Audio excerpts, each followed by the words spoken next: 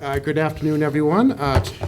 Today is May 21st, 2026, and this is a continuation of the Zoning Board of Appeals hearing on the applicant SLT Construction's application for a comprehensive permit pursuant to General Laws, Chapter 40B. And we do have a quorum. We do have our voting members here.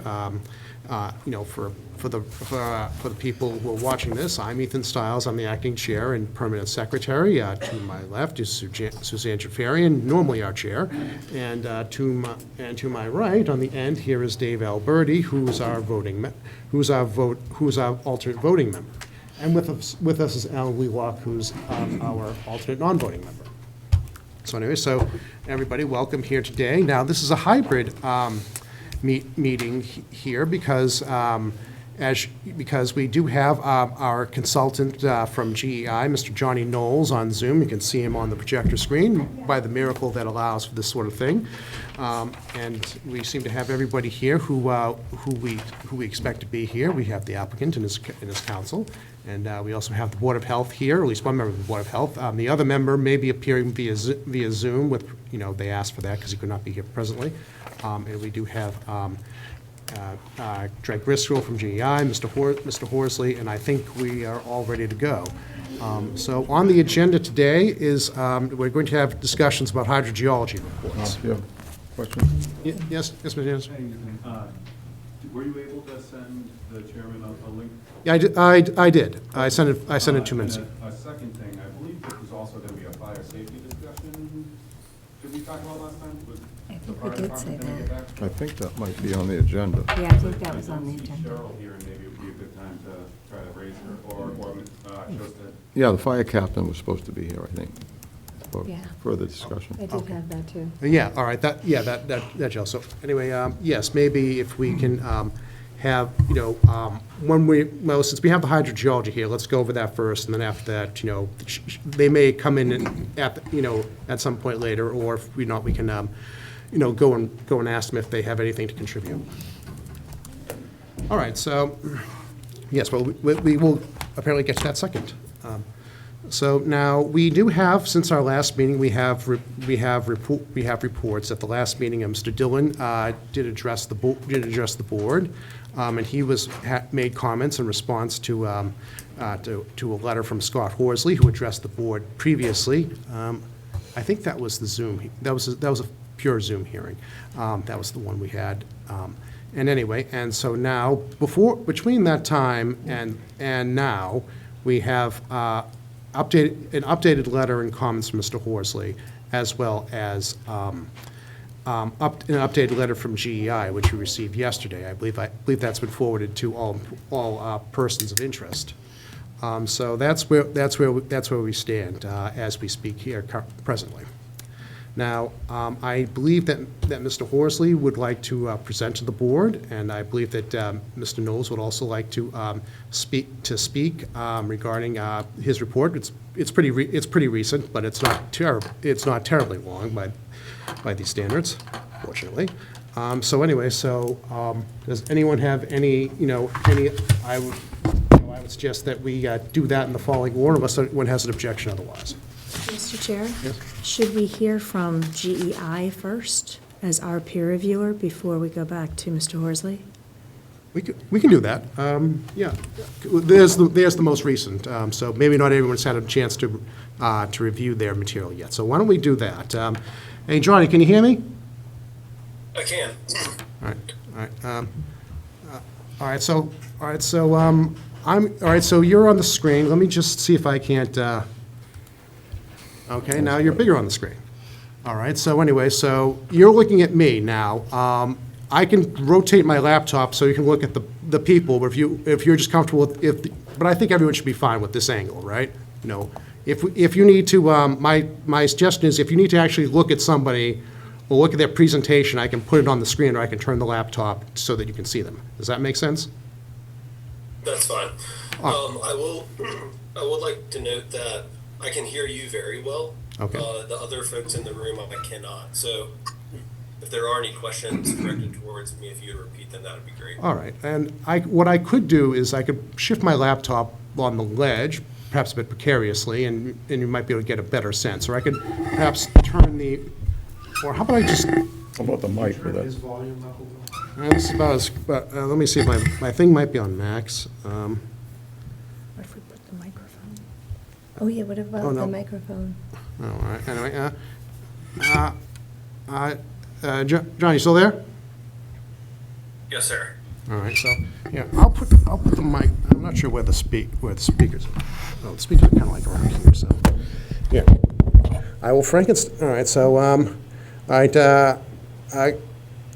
all right, so, I think, you know, you're now amplified by the speaker that's normally amplifying my sibilant tones, so I think we should be all set. So, why don't you start with saying what you're going to say. If we have any problems, we'll interrupt and we'll try and fix things.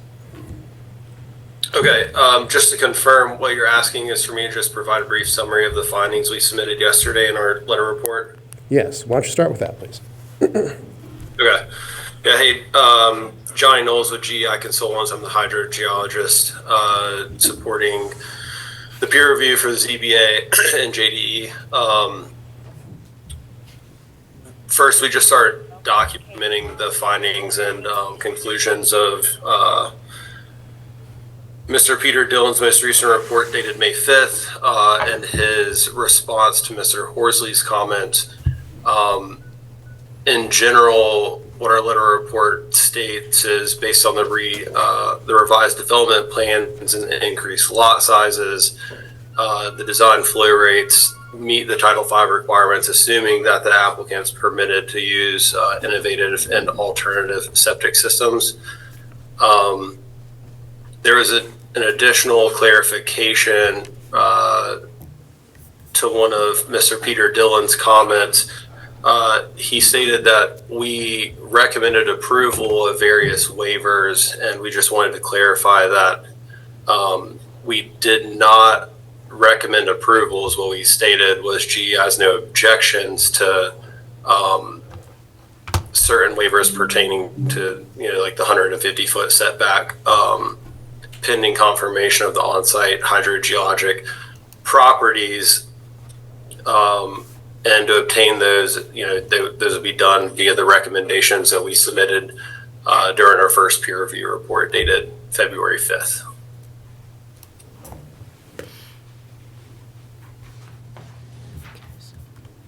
That's the bulk of it. Okay. All right, so now, as I've seen your most recent report, you did mention that it sounds to me like from when I got the gist of the report was that that the applicant's current lot arrangement is reliant upon these, I think they call them innovative technologies, to meet their nitrate loading levels. Is that correct? Correct.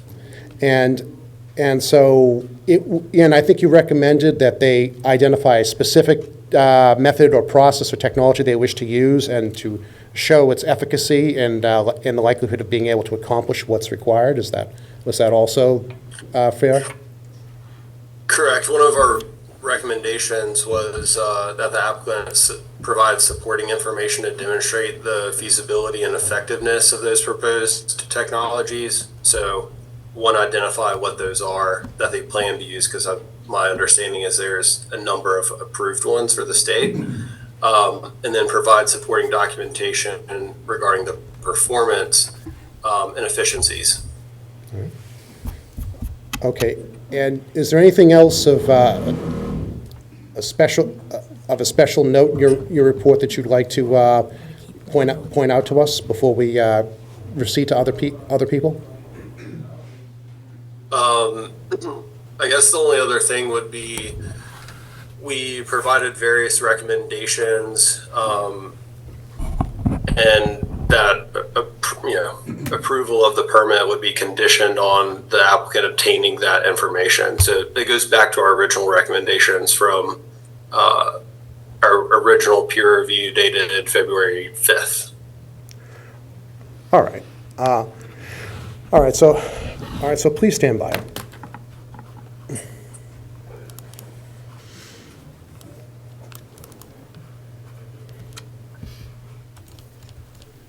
All right. All right. That's close. All right, so we've heard from Mr. Knowles, and anyway, I think at this time, if Mr. Horsley has any comment he'd like to make, I think we should let him do so.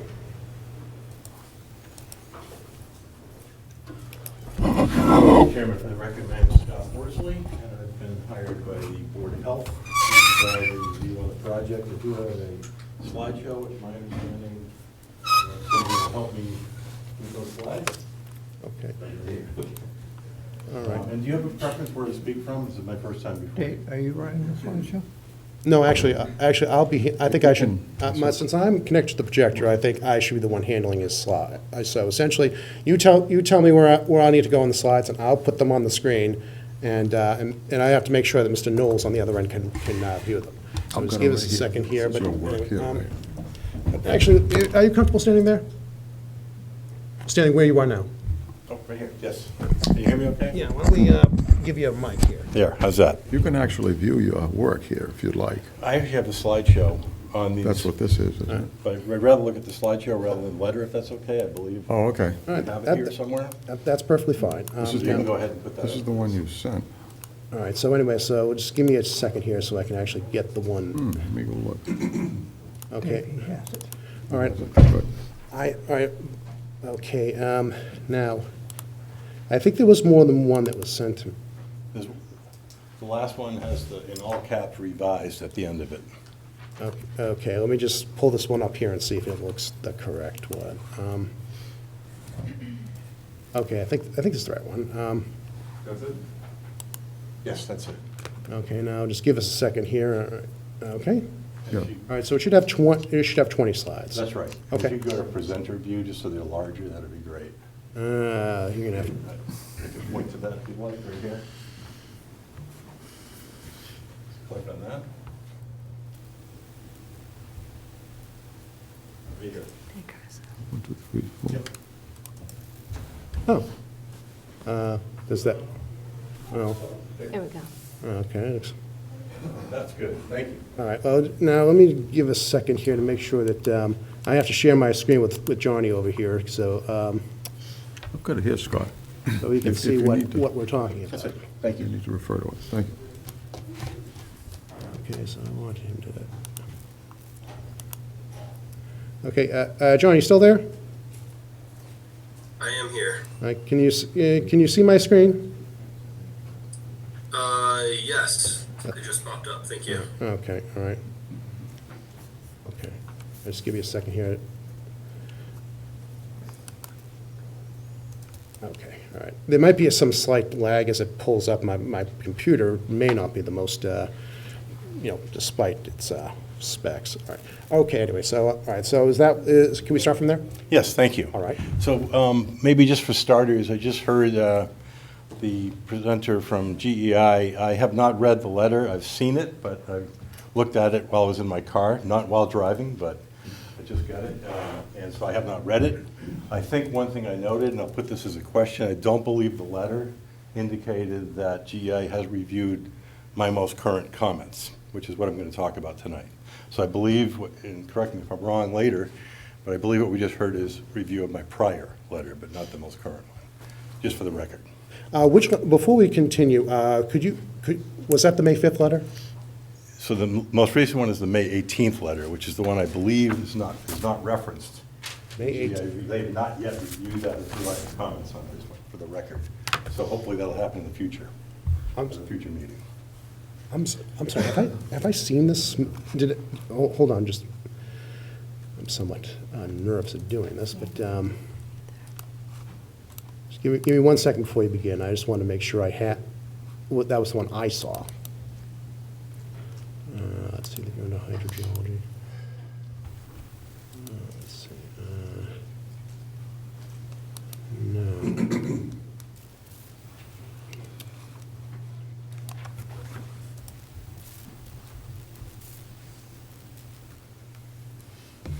Okay, yes, I did receive it. It is 5:18.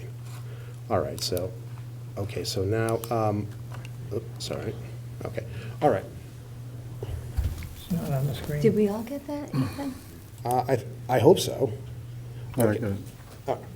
Okay, yeah, I think, I'm looking right now because I don't have it in my folder, but. all right. Not on the screen, Ethan. What the hell happened to the screen?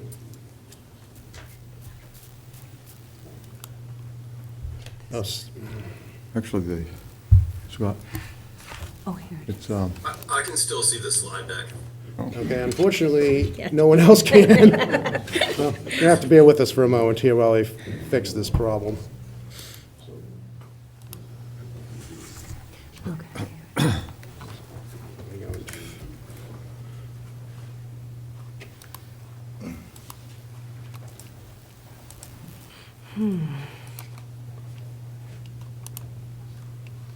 Okay.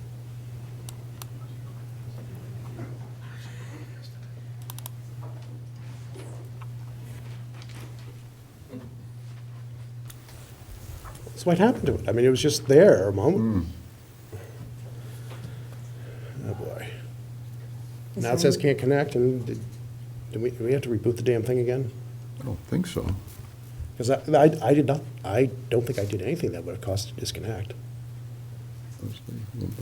Yeah, I'm completely out of it.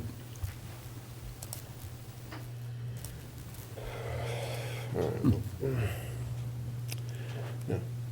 If worse comes to worse, everyone's going to have to huddle around our computers. This is correct, right? I'm sorry? That letter is correct, right? So he has one too, Oh, and I'm so do sorry. you, right? It's on his. I think Oh, this is the May 18th. The one, slideshow right? is Yes, on it's- his yes, it's on too. his. So maybe you Okay, should. so when I go to the desktop to open that letter, and I look at, Isn't that? it's, look like it's But 5/12, hopefully we can get it back 26. up. Yes, So I don't, You opened it. I don't know what's 5/18. going on with it, because, This is On correct. the letter. That's the letter date, not Yes, the correct. link. Okay. I think I started drafting it on the earlier date, which is why I gave it that file name.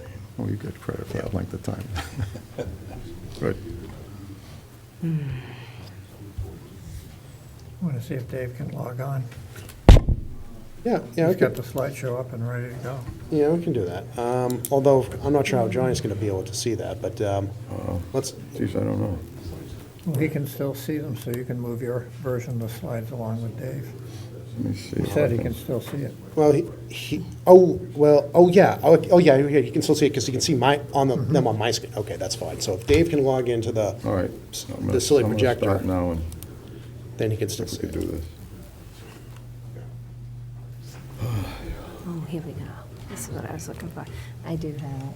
I went to my other email and I forwarded it here, so. Is that it's correct, okay. Mr. Knowles? You can still see the slides? Yes, I can. Okay. Thank you. Yes, as long as it says you are still screen sharing, I have the slides up on my screen, you can still see them. So I can just simply scroll along if Dave has better luck with connecting to the projector than I do. It's not finding my device, maybe because you're on it. Let me try it again. Connect to a wireless display. It runs in the measure of while you're Yep. saying it. Good time, take your time. Wi-Fi. Okay. Show available networks. Okay. No, I shouldn't be connected anymore. It just booted me out, and I was, Is it not attached?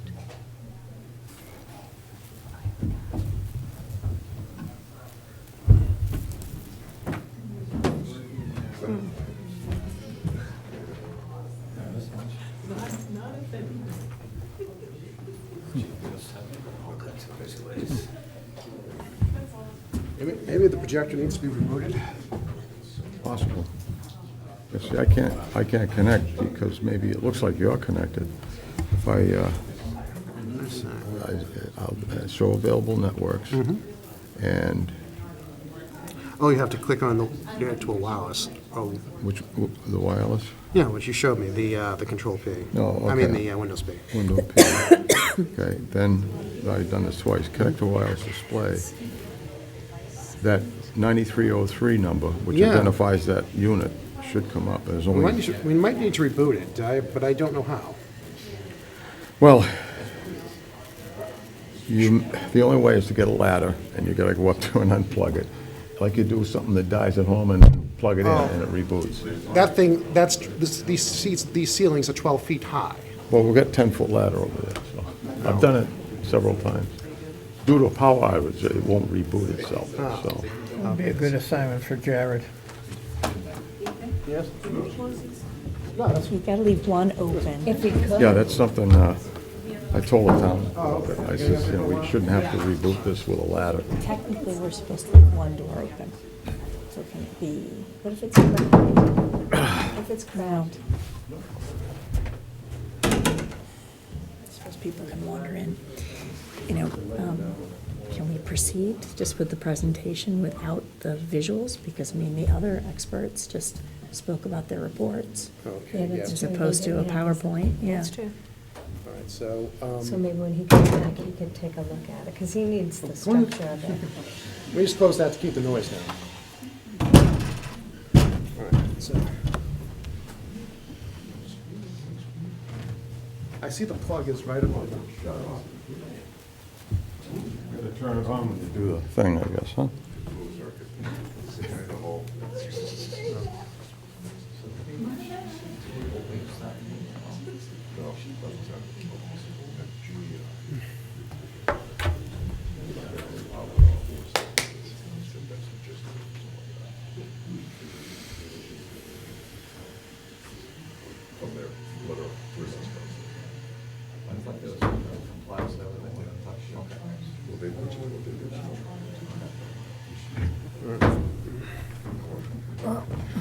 Give Dave a minute.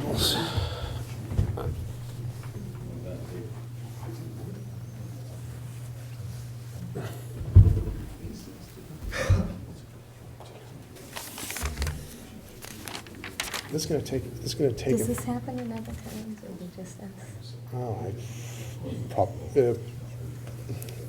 I couldn't tell you. I'm sure other towns, this runs like a well-oiled machine. Not always, not always. Can you imagine if it's just a battery? Isn't it battery? I would, yeah. That sounds like my TV. We got this new voice assisted remote Oh, yeah. for Christmas, but it chewed through a pair of AAAs like in 2 weeks. I just got rid of it. Yeah, you're like, forget it, we Yeah. can just press the buttons. But it wasn't the voice activation, it used Bluetooth, so you didn't have to physically point it at part of the screen. So the old infrared controls easily last a year. So I said, okay, we're just gonna either do that or use our phones since it's a regular TV.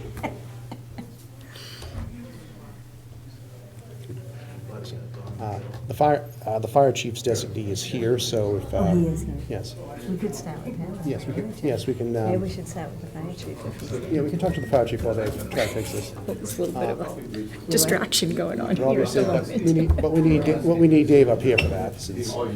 He's a voter, yeah. But are you sure? The button just. Yeah, you're right. At least it won't work. Mine told me. Here, pull the plug. Yeah, I don't know. It's hardwired. It's hardwired. Actually, I think the black plug runs that. Basically wants the spreadsheet to get going into it. Yeah, that sounds. Technically, he could look at Dave's. We didn't have to show everybody, you know, because he could see it. I don't know, it's just a thought, if we can't get it up there. That's, I think you give me an idea. What I could do is, I could forward his presentation. I think most of us either have phones or laptops. and Yeah. It should be enough to share and to go around. So That's true. why don't we do that if we can't get this thing fixed in And 5 then they minutes? can just look on, yeah, I think that's a great idea.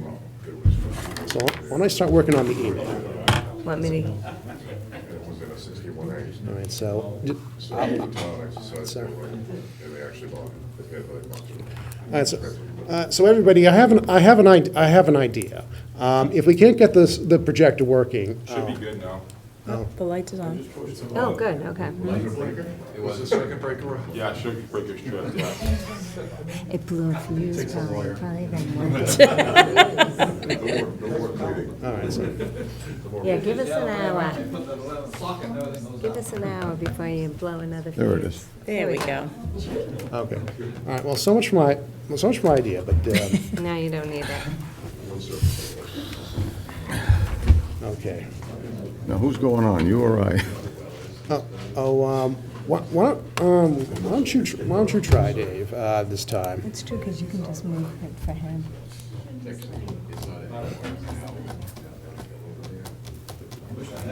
I got it now. Okay, so.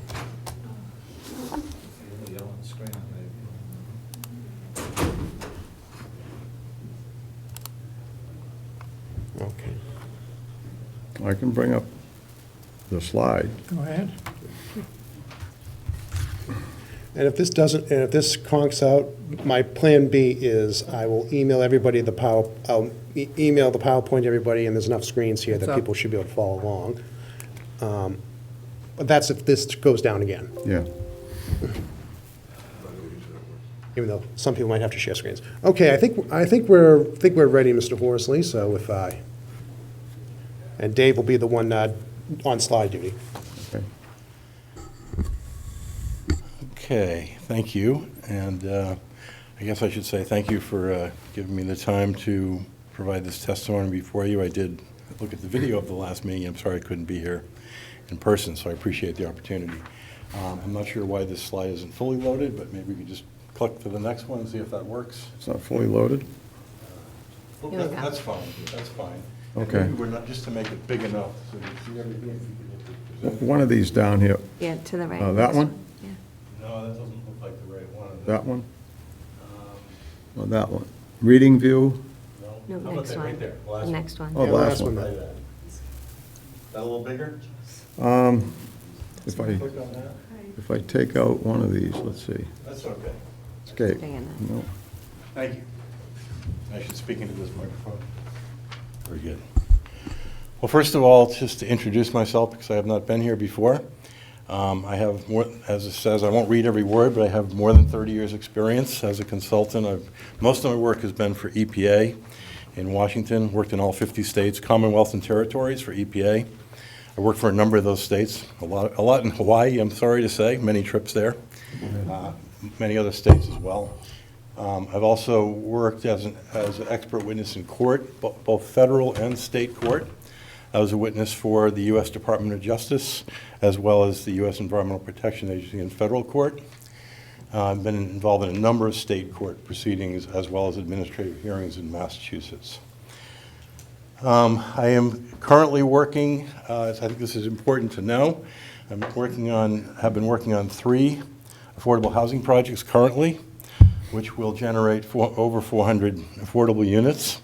Happy to talk details on that if we have time and you're interested later. But and all of those projects have no net water quality impacts, which is why I'm interested in working them, because I believe you can have affordable housing and water quality if you do it correctly. I also teach courses at both Tufts and Harvard University. Those are graduate level courses. I have engineers in my courses. I have scientists. I have planners. I have policy people. They're interdisciplinary courses on water management, essentially. A couple things I just want to mention that I don't have up here. I recently served on Mass DEP's Title V Advisory Committee, which ended up resulting in some changes about 2 years ago, the Title V, and I've served on probably 6 or 8 other Mass DEP advisory committees over the last 20 or 30 years. And then finally, I had my own firm that I founded in 1988, and I retired from about 5 years ago. When I retired, we had 70 engineers, scientists, and planners. I'm now working individually on a limited number of projects and continue teaching. Next slide, please.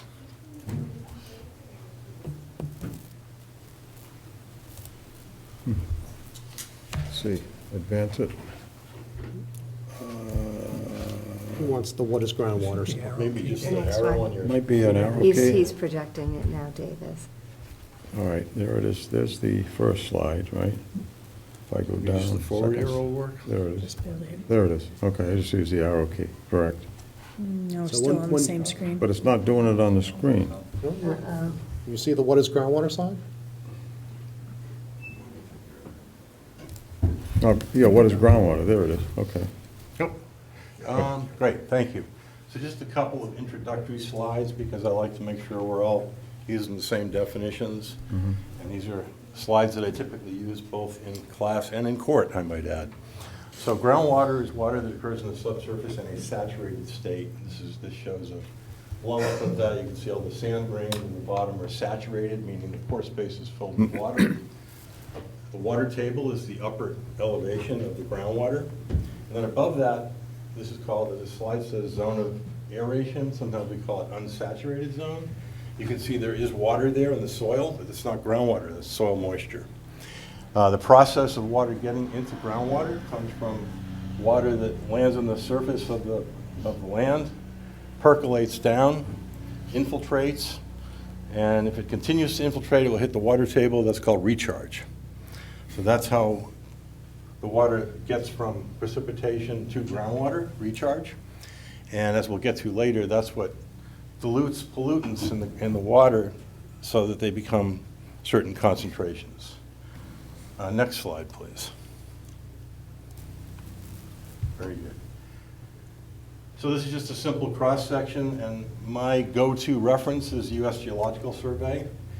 So this is one of their nice simple slides that show groundwater movement. Generally in this slide from left to right, this is a block diagram. You're looking at a cross-section, but also a little bit of plan view on top. You can see the water table is marked there with the dashed line. And the flow arrows represent how groundwater generally moves through an aquifer. Aquifer is a geologic deposit that holds groundwater. And you have a very large one right here called the Plymouth Carver Aquifer. You can see that the groundwater is moving left to right, and there are both vertical and horizontal components to that flow. It does not flow perfectly vertically down or perfectly horizontally. It's a combination of those at various points as it moves through the groundwater system. I will mention, since I just used the term aquifer, and I think you know this, but I think it's worth considering, the Plymouth Carver Aquifer is designated as a sole source aquifer, national designation, and there's a number of reports that support that. This is very high permeability, low filtration, vulnerable to pollution. The Natural Resources Conservation Service rates these soils as poor filter, meaning that contaminants can move them through them readily. It's unique as a sole source aquifer, and that is one of the basis for the town developing special regulations to provide maybe more protection than other parts of the state. And that's certainly the authority that is given to towns through a number of enabling laws. The Board of Health enabling laws, Chapter 111, Section 31. Boards of health, like the Board of Health in Plympton, commonly adopt more strict regulations to protect vulnerable resource areas. Next slide, please. Okay, so this is the previous subdivision plan that I commented on in my earlier letter, and what I did was highlighted the lots. And then, as you can see, there was open space area, which was utilized or proposed to be used for both stormwater and open space. And you can just go to the next slide. So this one shows the revised plan. And my understanding is one of the reasons for this was to try to meet the Title V nitrogen loading requirements in terms of gallons per day per acre. The prior plan did not meet that. The applicant was proposing to use the open space as credit land. I had commented on that I didn't think that was appropriate.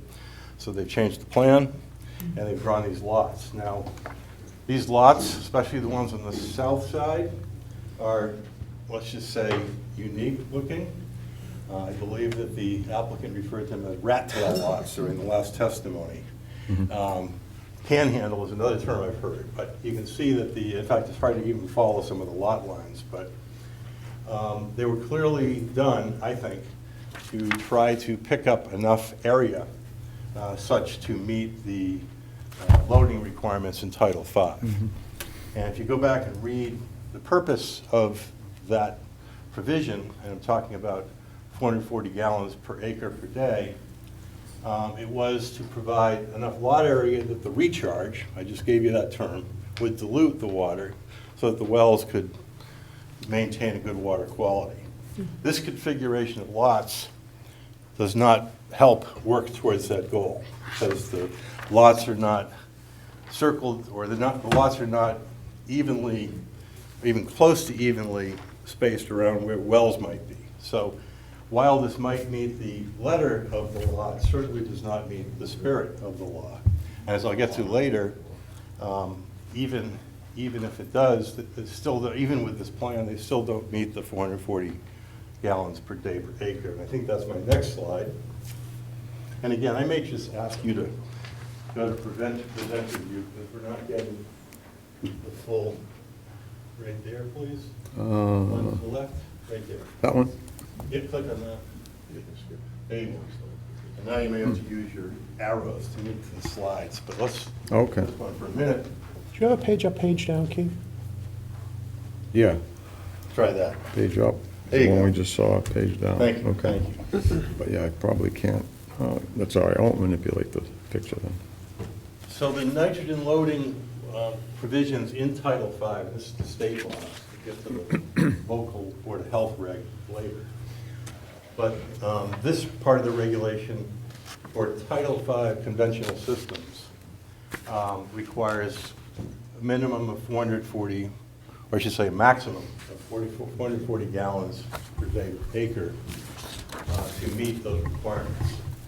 And what I've done here is taken the listing of the 21 lots, I believe it is, and the blue column represents the gallons per day per acre, and you can see those range from 550 up to, I don't know, 657? I thought there was one higher than that, maybe not. Yeah, so none of those meet the 440 number, and I simply put comment no in the final column. So they do not meet the 440. What the applicant is proposing, as we already heard earlier this evening, is to use innovative and alternative systems, which would then allow 550 gallons per day. But as we'll get to later, those are not allowed in Plympton, and there's a health regulation prohibiting them. And I think there's a very good reason for that I'll get to later. But if we're talking about Title V and conventional systems, it's pretty clear that none of these lots meet the 440 requirement. Okay. Next slide. So this is an excerpt from the GEI report, earlier report. I'm sorry it's hard to see, but I think you get the idea. And this is also the previous subdivision plan, but you can see the lots, and you can see the flow arrows that are going right to left, which indicates a westerly flow. And I believe this map is actually oriented slightly such that north is not directly up. So the flow is actually west-northwest. And I actually plotted this on the compass to actually get a degree heading, and I referenced that in my report. Okay. But generally speaking, according to the GEI groundwater model, the flow is to the west. That is also consistent, by the way, with the U.S. Geological Survey model for this area. And as I've already indicated to you, and I always tell my students, when I go to court, I want them on my side, because we never lose. Because their work, in my view, is done extremely well. So this flow direction is consistent. There's actually three sources of the flow direction. There's the GEI model, which I think is correct. There's the USGS model. There's also a Zone 2 delineation for a well just to the northwest, which shows boundaries of that Zone 2 delineation also flowing in this northwest direction. Now, specifically, and I reference this in my report, these three sources are off by 10 or 15 degrees, but they're all pretty close. Okay, and as you'll see soon, when I delineated my flow analysis and my area of impact analysis, I used that full range of flow directions. I took them all into account, but they're all pretty much the same. Next slide, please.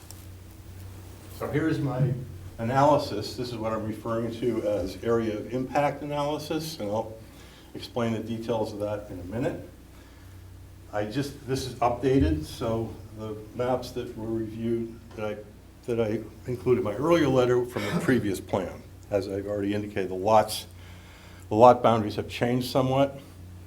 So I updated that analysis, and you can see, so the yellow, actually, I think you can see, is it okay if I step over here?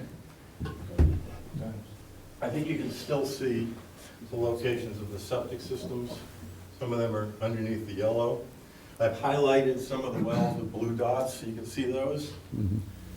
And what I've delineated here in yellow, transparent, is what I'm referring to and Mass DEP refers to as area of impact.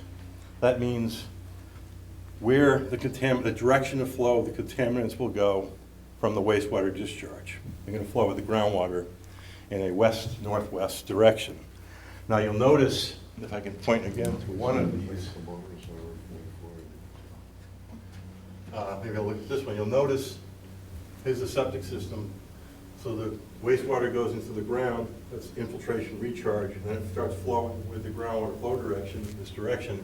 You'll notice I've got two different lines here, and that was specifically to take into account that variability I just mentioned between those various sources. So based upon the information we have, I think that's probably the best characterization of which way the groundwater will be moving.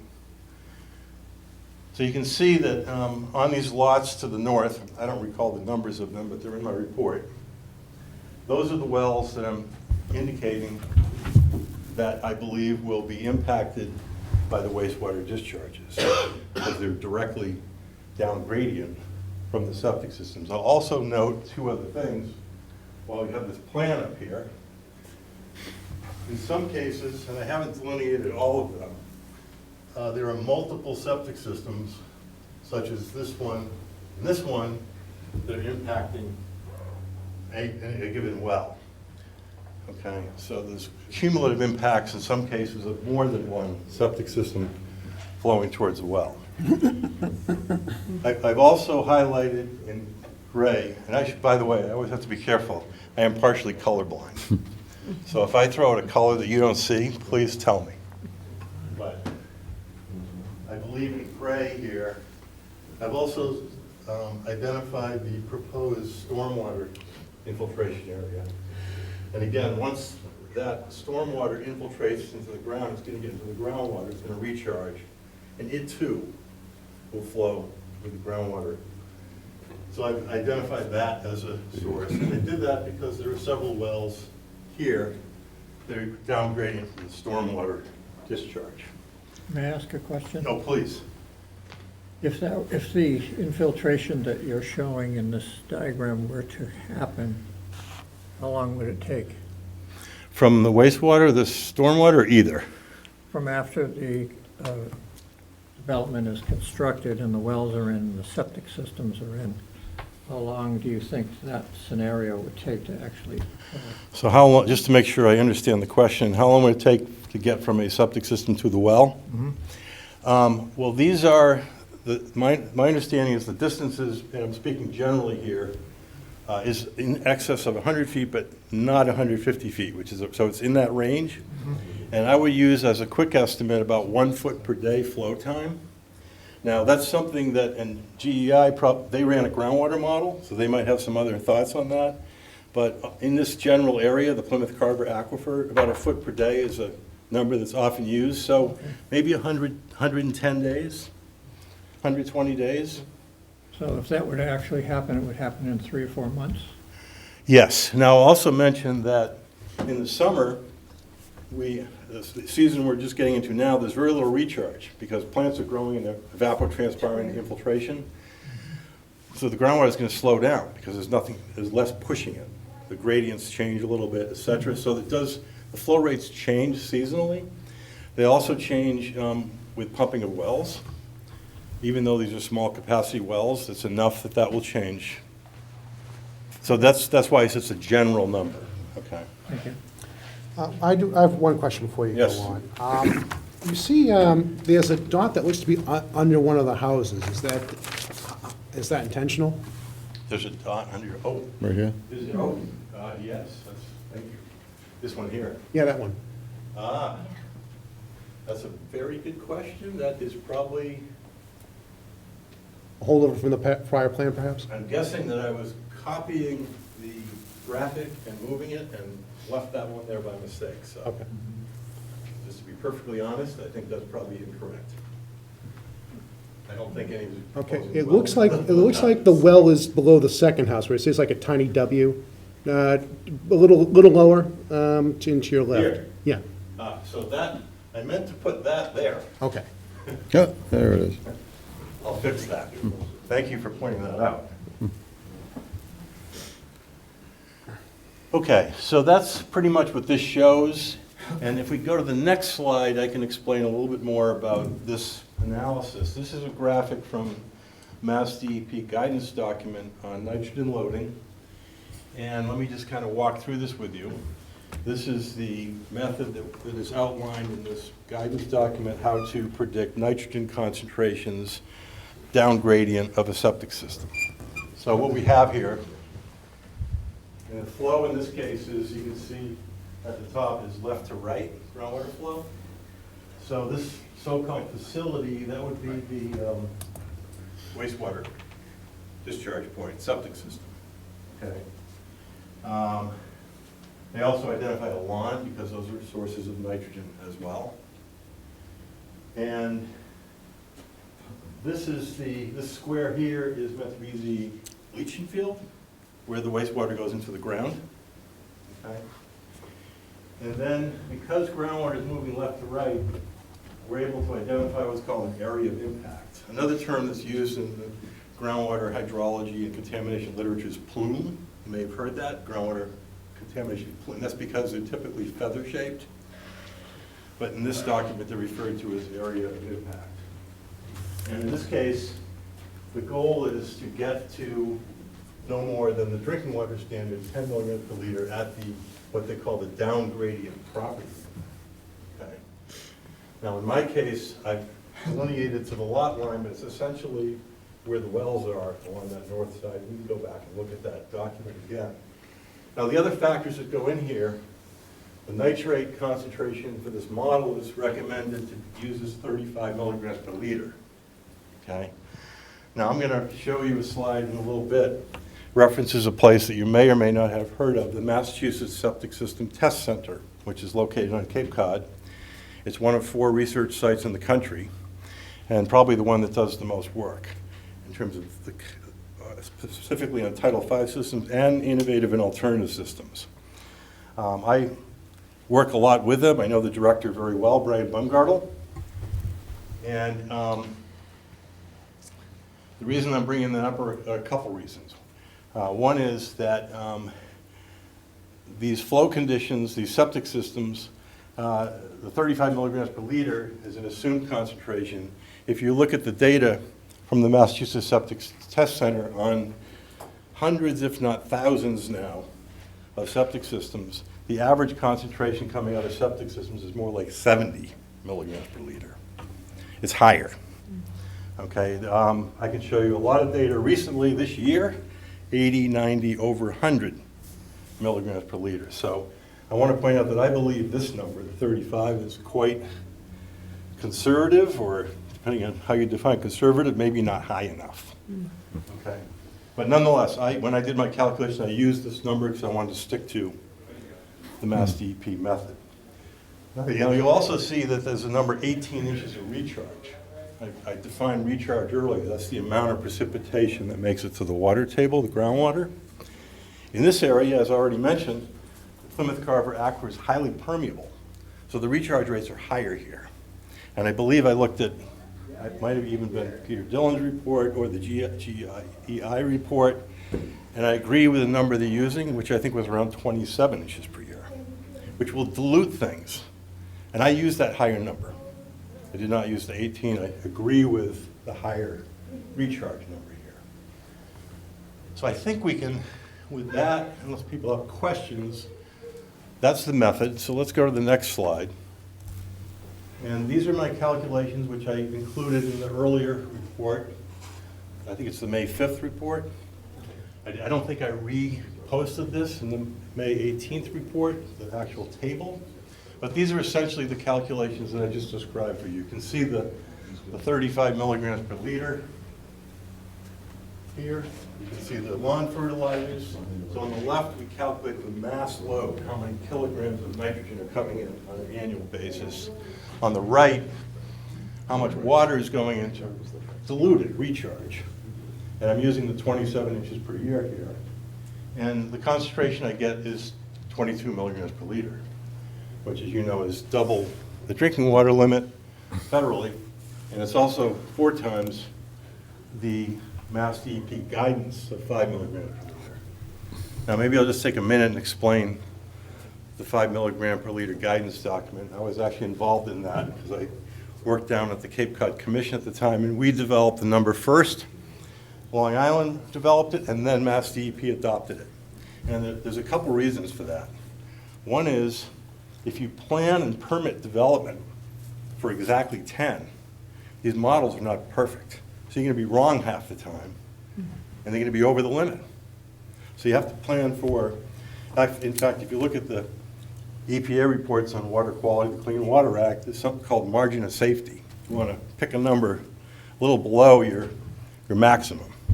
So that's one reason. Statistically, the work that's been done on Long Island and Cape Cod says that you need a number between 5 and 6 milligrams per liter if you want to achieve the 10 milligrams per liter 95% of the time. The second reason is when nitrate levels get elevated, and 5 milligrams per liter is way higher than natural background, which is around 0.1 milligrams per liter, other wastewater pollutants start showing up. And today we know that those other wastewater pollutants are things like pharmaceuticals, flame retardants that it's in our clothing, etc. So once you get around 5 milligrams per liter, and I believe I referenced in my report, a very good report from the Silent Spring Institute where they sampled 20 private drinking water wells on Cape Cod and found a very high frequency of these so-called contaminants of emerging concern in wells that did not have 10 milligrams per liter nitrates. They were just elevated. So those are the 2 reasons why I put the 5 milligram per liter guidance here. Next slide, if I may. Yep. So that's a model that I just showed you. That's Mass DEP's model. GEI ran a model. Models are great, but they assume things. And we always want to look at reality. So I've been literally for 30 years plus, I've been looking for good, well-documented case studies with enough wells to really understand how these plumes form down gradient. So I'm going to show you 2 sources. In my own opinion, these are 2 of the people that I would point to as the best experts in the field. And the first one is a gentleman by the name of Will Robertson at Waterloo in Canada. He's published a lot of papers on nitrogen movement from septic systems. And this is, what you're looking at here is 2 figures. The one on the top is plan view, you're looking down on it. Excuse me. The one on the bottom is a cross section. So once again, I'll step up here just to kind of point to a couple things. In the plan view, this dashed square is the leaching field, where it's going into the ground. And then as we move down gradient, now there is a scale here, 20 meters, okay, 70 feet. And you can see that there's a long, if I can use a quick description, elongated, fairly narrow plume area, or area of impact, which frankly to me looks pretty close to Mass DEP's model. In fact, I think Mass DEP looked at some of this data, and I was on some of those advisory committees looking at it, so it kind of matches up. And by the way, these little dots are monitoring wells. One of the reasons I like this Robertson studies is he's got a lot of monitoring wells. Not 3 or 4, not 5 or 6, but 20 or 30. That's how you really map this stuff. That's why you don't see a lot of this being done, because it's expensive, it takes time. This is the cross section, and you can see these wells are also multi-level, various depths throughout the groundwater. And you can see that the contamination from the septic system starts here. It goes into the groundwater, it sinks, in this case, to the bottom of the aquifer, and moves along in a downgrading manner. The highest concentrations being in the middle. Okay. Next slide, please. This is another study site that Robertson also looked at. And this shows a similar kind of thing. Now we're looking at cross-section. There's the, he calls it drain field, leach field, same thing, just different words. Contamination gets down into the, this is the water table. By the way, if you see an upside down triangle like that in a hydrogeologic cross-section, that universally denotes the water table. That's the top of it, which I showed you in that first slide. Yes. So you can see again, contamination is saturating the thickness of the aquifer and then moving in the down gradient direction. And one more slide, or another slide, I'm sorry. Now this is a case study of Cape Cod, and this is probably the best documented wastewater plume anywhere that I've seen. I'd love to see somebody show a better one. This is at the Mass Military Reservation. Now I will say at the beginning, this one is a larger scale. This is a much larger facility than an on-site septic system, and I want to be clear. Can here. you excuse me for 1 minute? I'm sorry. I'm sorry. Would you guys mind not doing this? It's a little distracting. Thank you. Owen? I'm sorry, am I audible? Yeah. Okay. Sorry, I lost my train of thought. Sorry about that. I just, No, I that's want to okay. be able to I was listen to hearing you. it too. You're very audible. I know what I was going to say. I want to present this information because, in my view, it's the best documented case of wastewater contamination of groundwater. But I want to say up front, in no way am I comparing this to, in terms of volume, septic system, because this is a large wastewater system, the whole military base. The ones I showed you before are single-family homes and smaller scale. Okay. This work was done by U.S. Geological Survey, so we're looking at a plan view, and up at the top of the map, you can see that little Whoop, pointer here. sorry. Top there is the leach field. The groundwater flow is, in this case, upper right to lower left, northeast to southwest. And that the lines you're seeing are the, again, the delineation of the plume. Again, you can see that it's long and narrow, if I can characterize it that way. And if we look at the next slide, please. This is the cross-section of the contamination once again. And I've highlighted in yellow the higher concentrations of, these are both nitrogen, ammonia, and nitrate. As you may know, when wastewater comes out of a septic system, it comes out primarily as ammonia and organic nitrogen, and it converts in groundwater to nitrates. But this is all the same stuff, it's nitrogen. So they've delineated this for both ammonia and nitrates, and you can see again, and again, you can see the shape of this thing. It's elongated, narrow. The other thing I would like you to note from this is that the plume does, and I'll use the term sink into the groundwater, which is exactly what this author, Dennis LeBlanc, says in his report, and I quoted him in my letter. The wastewater seems to sink as it moves down gradient. Now, one of the reasons we believe that's true is because wastewater doesn't just have polite number 1 and number 2 in it. It also has other stuff that comes out of the household. My mom used to take a bath with Epsom salts every night. And when you pull the plug on the bathtub, that's another 20, 30 gallons of highly saline water going out the septic system. That gives it density, more density than groundwater. So these plumes tend to sink as they move down gradient because of their density. Okay. Next slide, please. Okay, so this is I'll call it a cartoon, not to scale, but to make some points here. Again, we have a cross-section, we have a septic system, we have a well. Hopefully the water table is right here. And I think I got it sloped left to right, so that would be groundwater is flowing left to right. And the other consideration here in determining how contaminants move in the groundwater, in addition to their density, is also, their dissolved density, is also their non-dissolved density. So I'll start over here. In contaminant hydrogeology, we can break up groundwater contaminants into floaters, mixers, and sinkers, just to use simple terms. Floaters are things like oil. If you put some oil in the groundwater, like motor oil, it's going to float on the surface of the water table. You've probably heard about groundwater contamination events at gasoline stations. Those are floaters. Nitrates and salts are mixers. Other stuff that's more dense, and we call these dense non-aqueous phase liquids or DNAPLs, actually sink. Okay?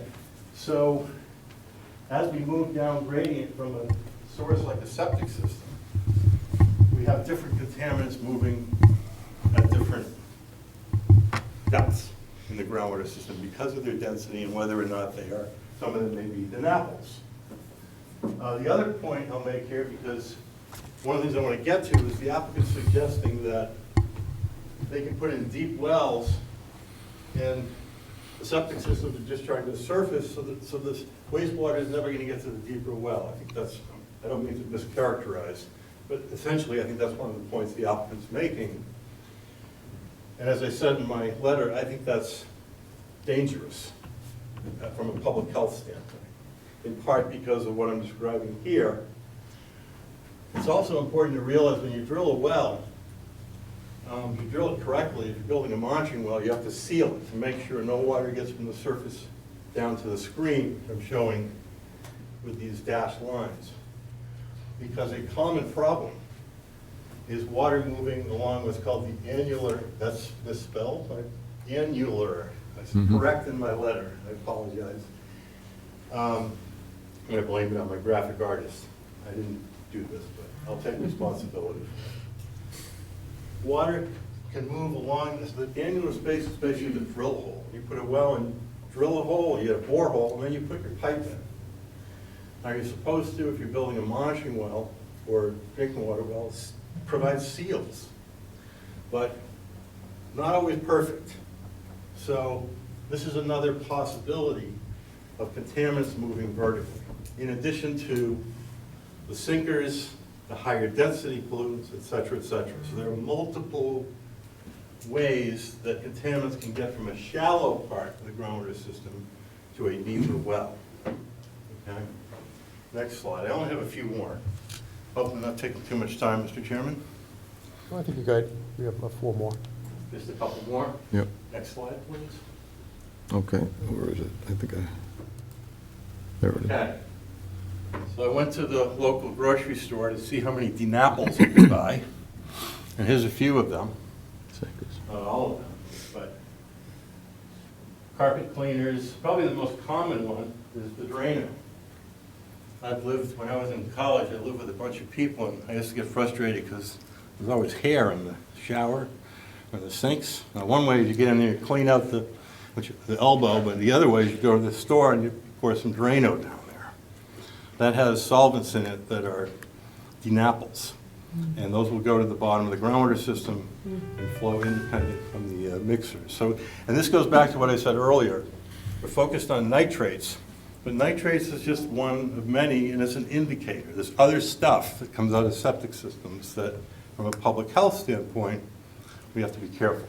I think I just have 1 or 2 more slides. If you move ahead. Yeah, 2 more slides. Gotta get a drink of water here, sorry.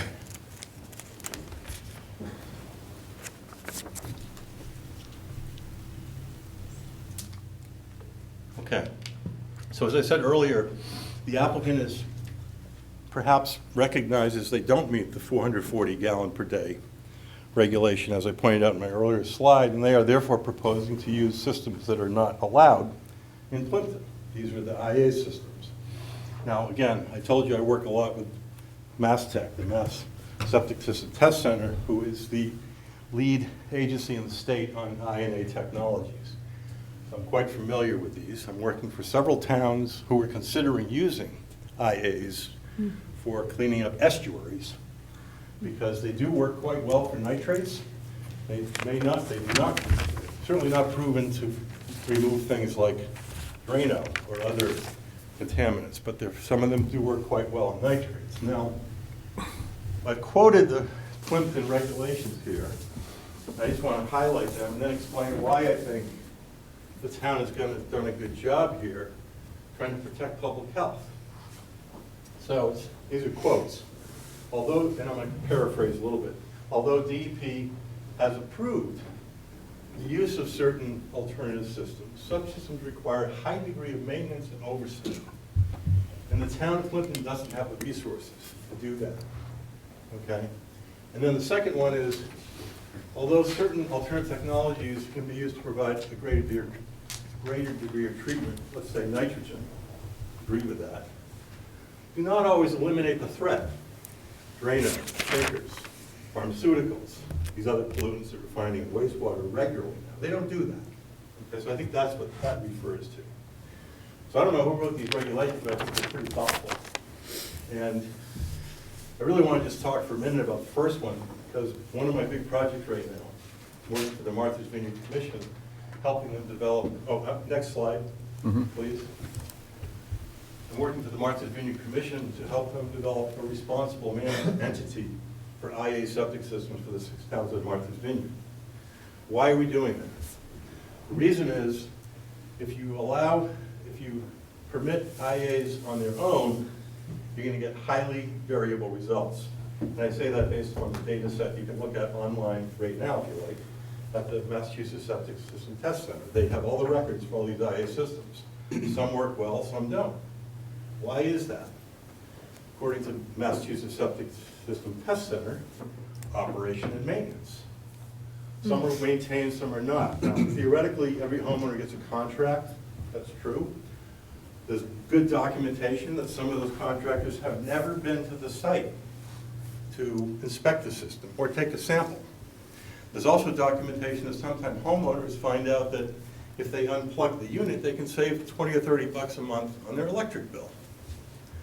Nobody's looking. That has happened many times.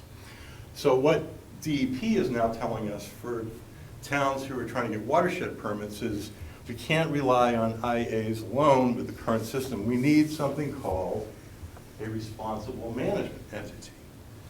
This is a term developed by EPA, now being researched by Mass DEP and the 15 towns on Cape Cod and the 6 towns on Martha's Vineyard. And what this means is, I think exactly what the town of Plympton said when they decided not to allow these. You need professional staff, you need equipment. We can't rely on individual homeowner contracts with third-party agencies. There needs to be an entity, and in fact, they're calling it a septic utility on Cape Cod that's being developed for exactly this purpose, to oversee, coordinate, make sure these things are working. So without that, these are not reliable, and that's not my opinion. That's what you call Mr. Brian Bumgartle, the director of the Massachusetts Septic System Test Center. He will tell you that they are not reliable. So some of these homes are not going to be, by statistics, some of these homes, these systems are not going to be maintained and operated, and therefore they don't even get the treatment. Okay. So those are the two reasons that I think the waiver that's being requested to use these systems, my suggestion would be until the town develops an RME, I would not suggest that the town change their regulation, and I would strongly suggest that your board not overrule the Board of Health by issuing a waiver to this important regulation. I'm a big believer in IA technology. It works for nitrogen, doesn't work for other pollutants so much. And again, the track record is highly variable, as you'll find out if you either look at their data set or you talk to Mr. Brian Bumgartle. I think that's my last slide. There's one more. One more, okay. One more. Oh, just the repeat.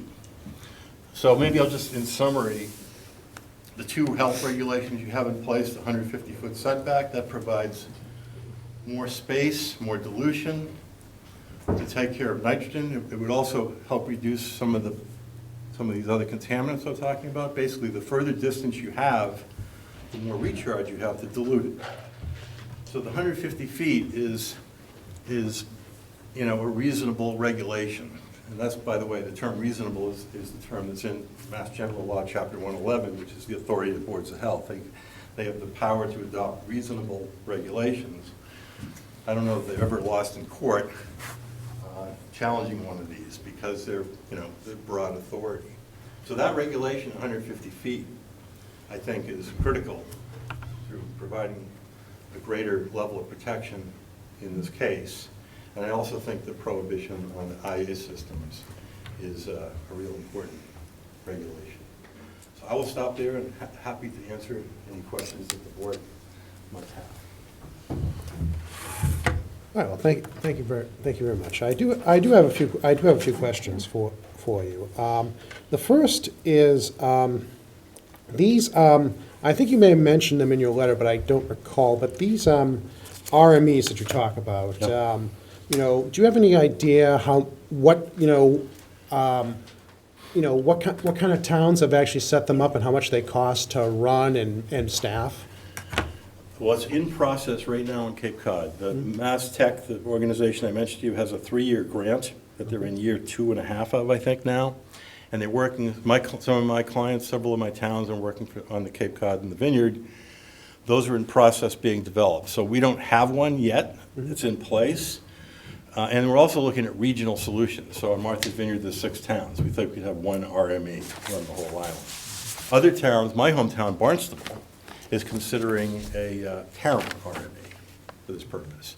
But we don't have one in place yet, so I can't give you the cost. But we're probably talking on the order of 1 or 2 professional staff for a town and some equipment, maybe a truck with some sampling equipment, et cetera, et cetera. And do you know of any towns not on the Cape that have a similar type of system of monitoring and oversight? Yeah. I believe one town is Woodstock, New York, has been in the business for a long time. But I would point you to US EPA has a document, which I can send to you, on RMEs specifically. And I believe in that document they identify other communities who have done this. And do you know of any communities and towns in Massachusetts that allow for these innovative technologies without a system as you described? Do they allow them? Yes. Sure. I mean, not. I don't know anybody that has a regulation saying that, but they're not prohibiting them. Okay. And do you have any idea in those towns that do allow them how they handle proposals to when a developer comes and says, I know I'm not going to meet the nitrogen loading without an IA, here's my system, what kind of process they have to go to persuade the town that system is going to be effective? I would say it's highly variable. Some towns, I know a town in Dennis on Cape Cod, for example, has regulations on IAs, and they have to go through a process of allowing them. Now, the other thing I would point out here is most of the towns I'm familiar with are not towns like Plympton that are dependent on private wells. They have public water supplies. So in most cases that I'm familiar with, the reason to use them is not to protect private drinking water wells, it's to protect down-gradient surface waters like bays. Therefore, the CEC concerns about pharmaceuticals and whatnot, while we don't want to really have them in our coastal waters, we certainly don't want to have them in our drinking water. So there's a difference, I think, in terms of application. And several times during your presentation, you talked about Cape Cod soils, Cape Cod water tables. How does the water table and the soils there compare to the Plymouth Carver aquifer that we're under? Quite similar. Glacial origin, glacial sand and gravel outwash, high permeability, low filter. They're rated the same NRCS. Southeastern Massachusetts and Cape Cod and the islands are very similar in terms of the soils and hydrogeology. All right, and now I know I've been asking questions about the IA systems, but the 150-foot setback Yes. that we have in our Board of Health regulations, is that more focused toward attenuating the difference with the groundwater, the DNAPLs that go below that as opposed to the nitrates? I wasn't here when the regulation was adopted, so I don't know. I'm going to guess and say it was not done for DNAPL specifically, because that's not something that's widely known. But commonly, many towns, by the way, have regulations beyond 100 feet. Nantucket has 225 feet.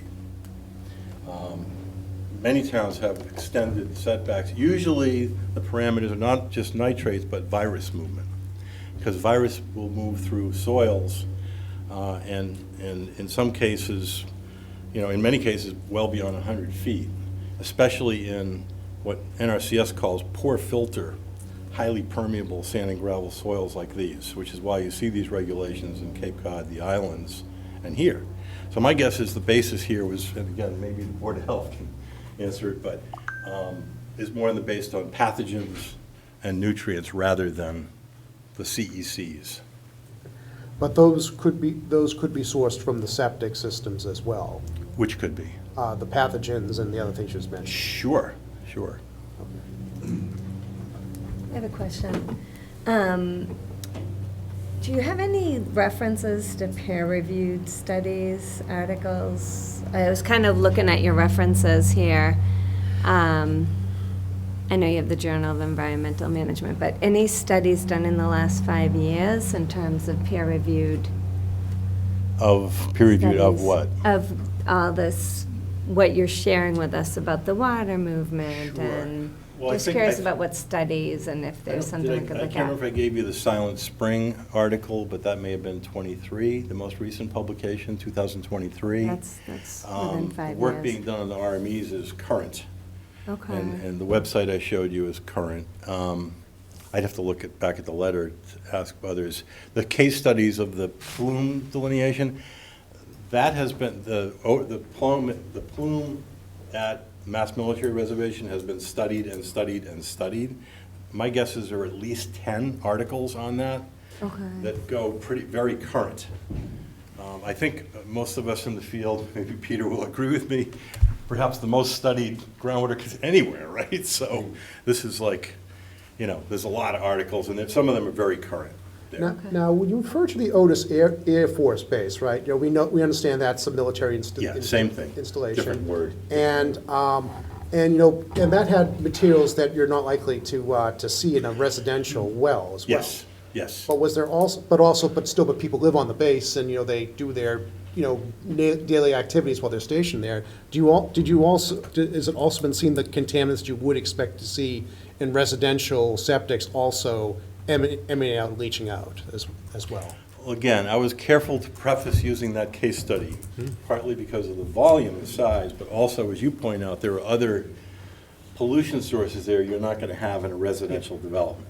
Okay? But the data that I showed is a whole bunch of other studies on how the solvents and metals are moving, which I didn't show you today because I don't think they're Okay, so, applicable. like, obviously, it's an Air Force base, they have heavy vehicles Right. there, they Right. have like waste oil and Yes. all sorts of nasty Yes. stuff that you're not Yes. gonna see there, but still, I suppose my question is, when you look at the plume, what's actually contaminating, do you also see, residential, living waste as well as industrial? Well, what I showed you is the nitrogen data.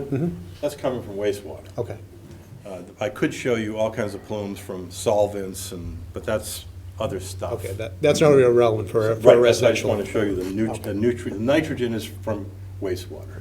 Yeah, so people live there, they, Yeah, there are a lot of people there. I mean, the population has varied a lot over the years.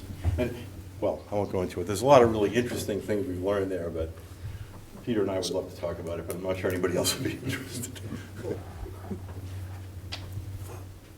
There is another question I want to ask. This is, this map here that's shown on the screen, right? Yes. If the situation were that, say, I'm just putting this hypothetically, I'm not trying to impose anything on any, but let's say that all those little markers where you indicate that there's going to be a contaminant, that's where the groundwater is going to go from these people's septic on the southerly side of the street to the northerly side of the street. Yes. If those houses were not there, do we have a real issue with the contamination? You mean the septic systems are not Yes. there? Which No, septic? I mean, I'm sorry, no, if, let's keep everything on the south side of that Okay. road the same, and eliminate the houses on the north side that are within those yellow trapezoids. Yes. Do we have an issue anymore? I think I understand your question, Mr. Chairman, and just maybe the simplest way to answer it, my calculation I showed you of the 22 milligrams per liter is just for one of these, without any homes on the other side. Okay. So as I think, what I tried to say is, for those places where you, and frankly, there's more than I've shown on the map here. I didn't want the map to get too messy, but these two septic systems are also gonna flow that way, this one. So there's a lot of overlapping stuff here. And what I think I said is, if we were to do a nitrogen load, including those, you're gonna get a higher concentration because you have more source. Okay. So the 22.4 that I calculated is just for one. Does that answer your question? Well, I think it helps. Perhaps your answer was better than my question. But anyway, but you say that's the direction of the flow, right? So. Yes. All right, so is there any kind of special filtering you could put in place on the affected lots that could mitigate the risk? Or is that not a relevant, that's not a relevant concern? Because it doesn't look like the southerly lot, the lots on the southerly side have an issue with the load. It's, it seems to be the northerly lots that seem to be the ones that are going to be affected. I think that's generally true. I did want to point out these few lots that Okay. are down gradient. My focus was on the septic system, Yeah. but I think it's worth, I didn't talk a lot about stormwater, because that's another source, certainly, which is why I wanted to highlight it here. But I think generally, I would agree with you. The lots on the north side have more, in my view, more vulnerability. Is there any kind of like special filter that they could install on just those lots in order to to eliminate the issue, or at least mitigate it to the point where it's no longer an issue? Put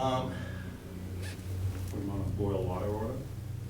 There are treatment mechanisms. There's carbon filtration that can deal with some of the organic contaminants, the CECs. Nitrogen's a tougher one. There are technologies that are generally used at the more municipal wastewater level.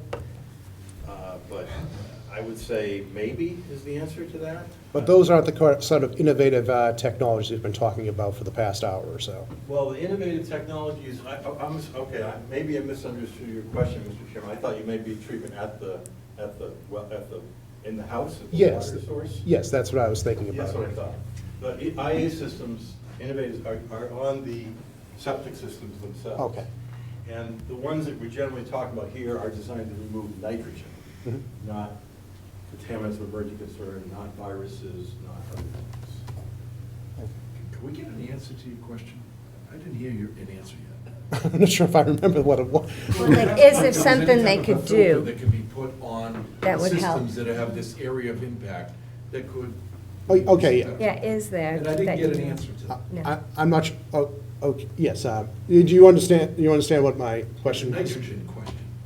Okay, maybe I'm confused now. Okay. I thought I understood the question, but I'm not. Okay, so, all right, so anyway, so I think my question was, all right, so you have the well, and my question was, can you put the filter between the well water and the well water, the house intake that can eliminate any issues from these yellow triangles or of traps? So a water treatment system in the house? Yes, that's right.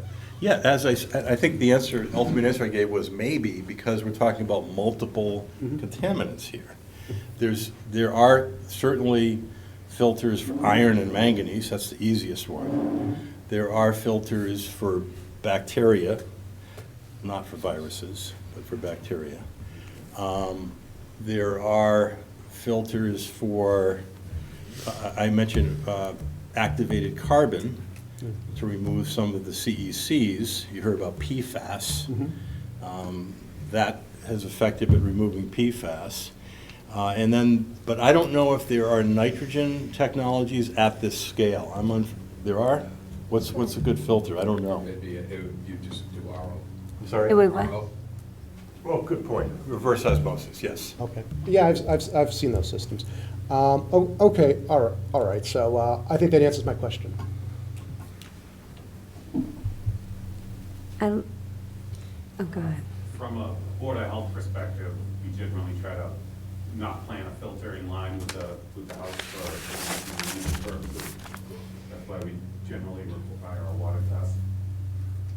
So that would be definitely a sticking point with us if the well is being planned with we need to see some more evidence and more, I would need to know more about this. So like other studies done and research and how it Yeah, works? that would be a big ask for the Board of Health to approve a substandard well, and that is becoming usable through the use of a filter.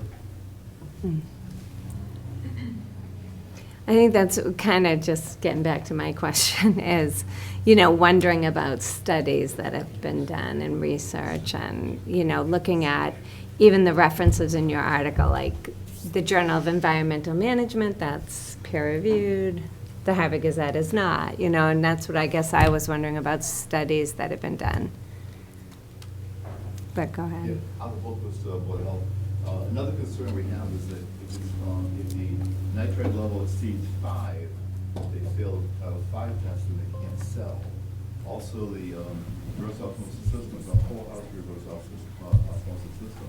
There's a lot of that they use that they have to get rid of as part of the process. Well, I've heard of figures in the ballpark of $20,000. It's not a good plan to plan that way. This is a backup in case it happens. And I've been involved in many cases in Carver, for instance, where nitrate pollution has been a problem, and people can't sell their house. They can't drink the water. It's a major concern.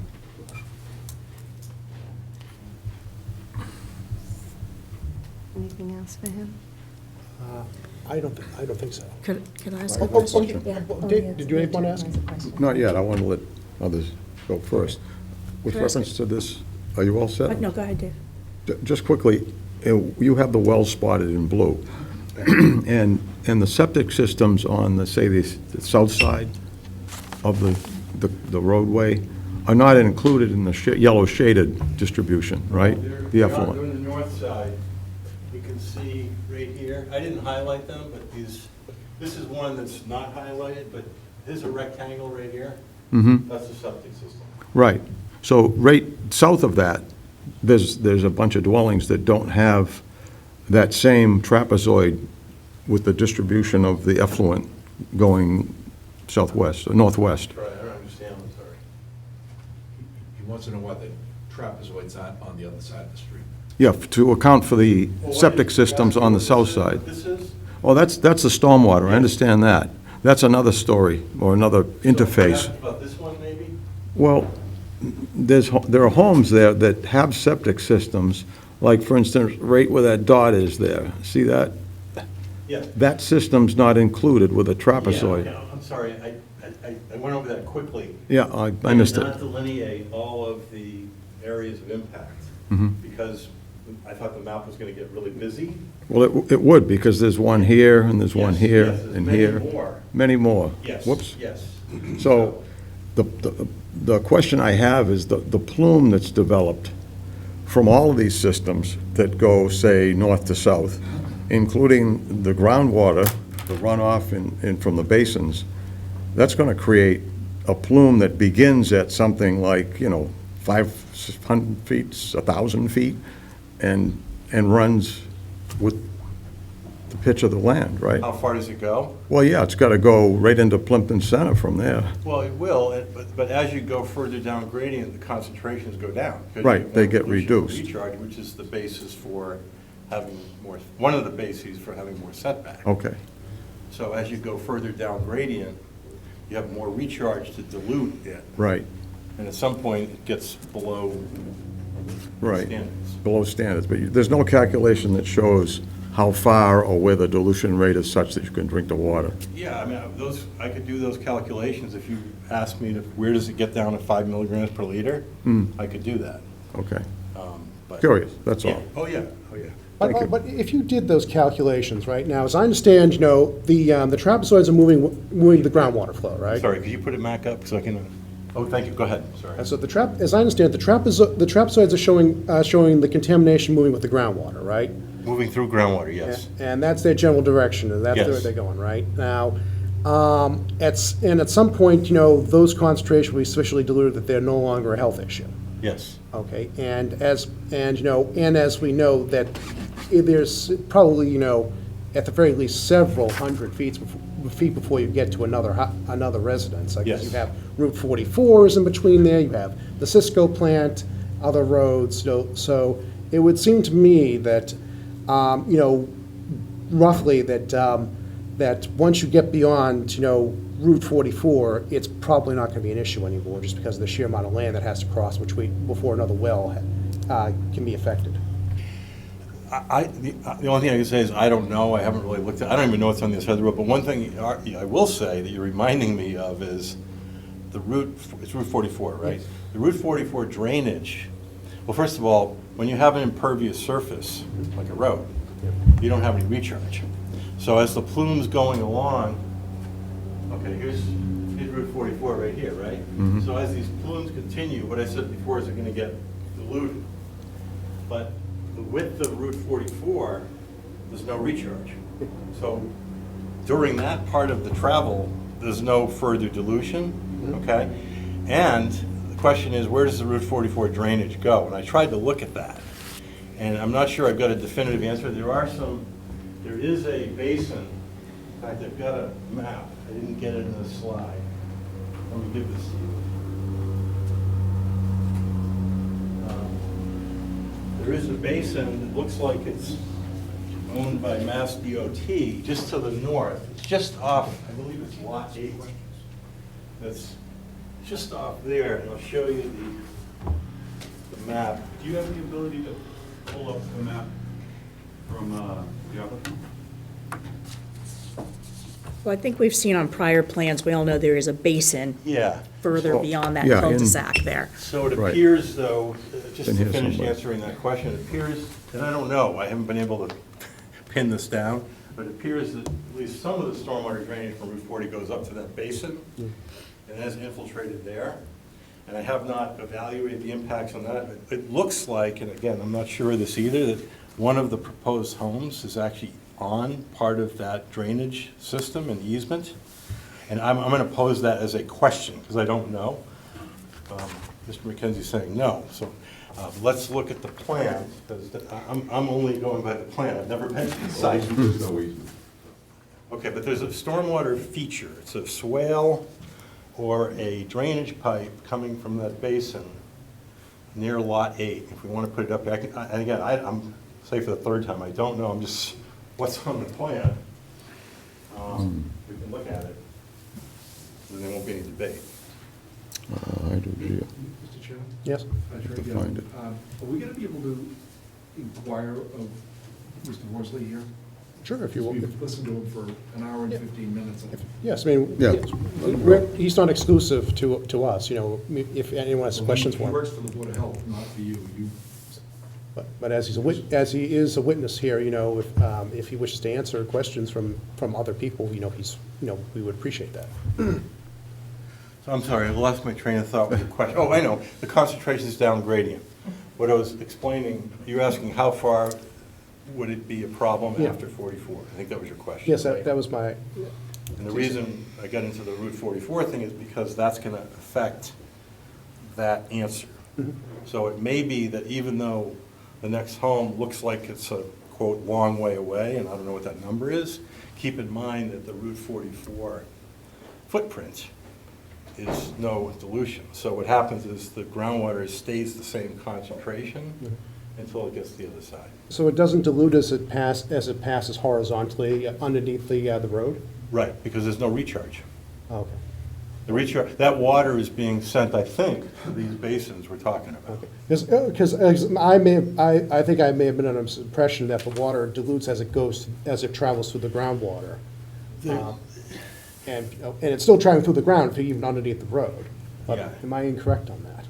Yeah, I mean, well, the model that I've used, DEP's model, dilutes by recharge, okay? There is some dispersion, although the USGS studies suggest in this aquifer type, dispersion is minimal. So I didn't take it into account. So it sounds like the plume could travel a long way, especially underneath impervious surfaces. Yes, and actually, that was the reason why I wanted to show those case studies from Canada, because those are very long plumes. But this stuff can stay pretty concentrated for a good distance. Thank you. Carolyn had a question. And I'll just give you the rest of these. This is the information on those basins. Okay. This one too as well. Yes, Mr. Bloomquist? Yeah, another suggestion that I haven't heard being presented yet is create a public water supply. If you could pick a spot for the well, so it didn't have individual wells, it was a well that was far enough away from the plume, so therefore we wouldn't be as concerned about that. Maybe a 400-foot buffer or a 200-foot buffer or something significant, and then all the houses supplied by that well as a public water supply. Is that been considered? I think we have talked about that. We've heard We it. have several, we have 8 public water supplies in town. We have one right here. One for church, their total 8. A public water supply, at least you wouldn't be as concerned about the nitrate pollution, being so close to the septic system. I believe it has been raised in the past, and the applicant has indicated to the DEP that they are not functioning as a public water supply. I believe there's a letter somewhere in the submitted materials to that effect. And that's all I can really recall on that subject at the moment. Anyway, so now, Carolyn had a question. I'm sorry. I had a couple of questions, if I could, Yeah. Mr. Chair. Mr. Horsley, I'm sorry you sat back down, but I had a couple of questions for you. Yeah. Your entire analysis is based on 440 gallons per day per acre, correct? No. I did 2 analyses. One was the 440 per acre per the Title V requirement. This impact analysis is not based upon that density requirement. It's simply looking at using the DEP model, looking at the effluent going into the groundwater diluted by the recharge. It's irrespective of lot size. Okay, but nothing in your analysis incorporated any IA technologies, correct? Correct. So would the area of impact change if IA was used? No. The area impact would not. The concentrations of nitrogen would. Okay. And I did do that analysis. I don't remember if I put it in my earlier letter, but even at the 19 milligram per liter, it still exceeds 10 milligrams per liter, according to my calculations. And if I did not submit that, I certainly can. Okay. I wanted to just ask a couple of questions about the RME, because I'm certainly familiar. I do an awful lot of permitting with a lot of conditions. So I'm certainly familiar with, for example, conditions that would require an operation and maintenance plan to be not only provided to this board, but incorporated into HOA documents, that there would be annual reporting, say, in this case, to the Board of Health, providing like annual inspections of these systems to make sure they're still working as they're intended to work, and that would be submitted to the Board of Health, that sort of thing. As I understand it, the objection to IA, or the reason for the Board of Health's prohibition on use of IA technologies, is it is more costly or time-consuming because it requires this ongoing monitoring. But if conditions were put in to require this management and reporting to the Board of Health, is there anything besides what I've just described that you would also say should be included in such a requirement? Well, as I showed in the slide, I think there are 2 reasons why the IA. But I'm focusing on the one that you said, it's burdensome to the RME. town. Yeah. Yeah. So for that part, and could you just give me the last part of your question then? What I'm asking is when you're talking about, other communities that are starting to look at using RMEs as ways to monitor that the use of IA technology is not only in place, but is being inspected annually, quarterly, whatever they're required to be inspected, and that this is ongoing to make sure that they function Yes. to reduce the nitrate loads. Yes.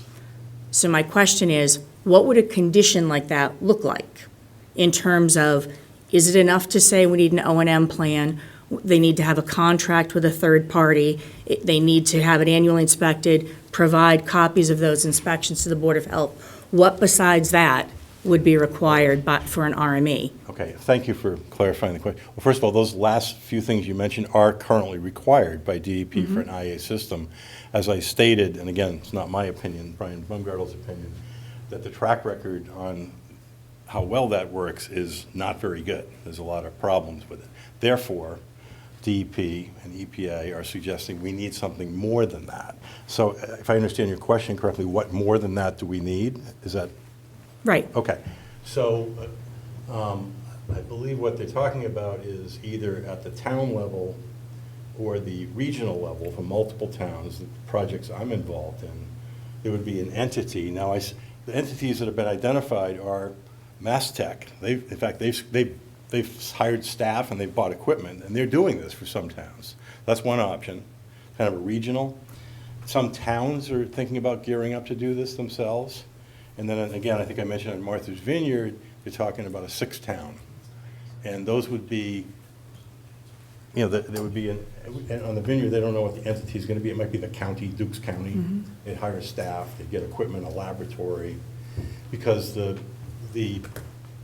belief is that the existing conditions with the contractor per homeowner is not working that well. Well, maybe I should reframe this a little bit, because one that I am very familiar with is my own property. I have to provide to the Board of Health on a biannual You have an basis. IA. I have to provide to them proof that I have a Yes. contract with a third party. Yep.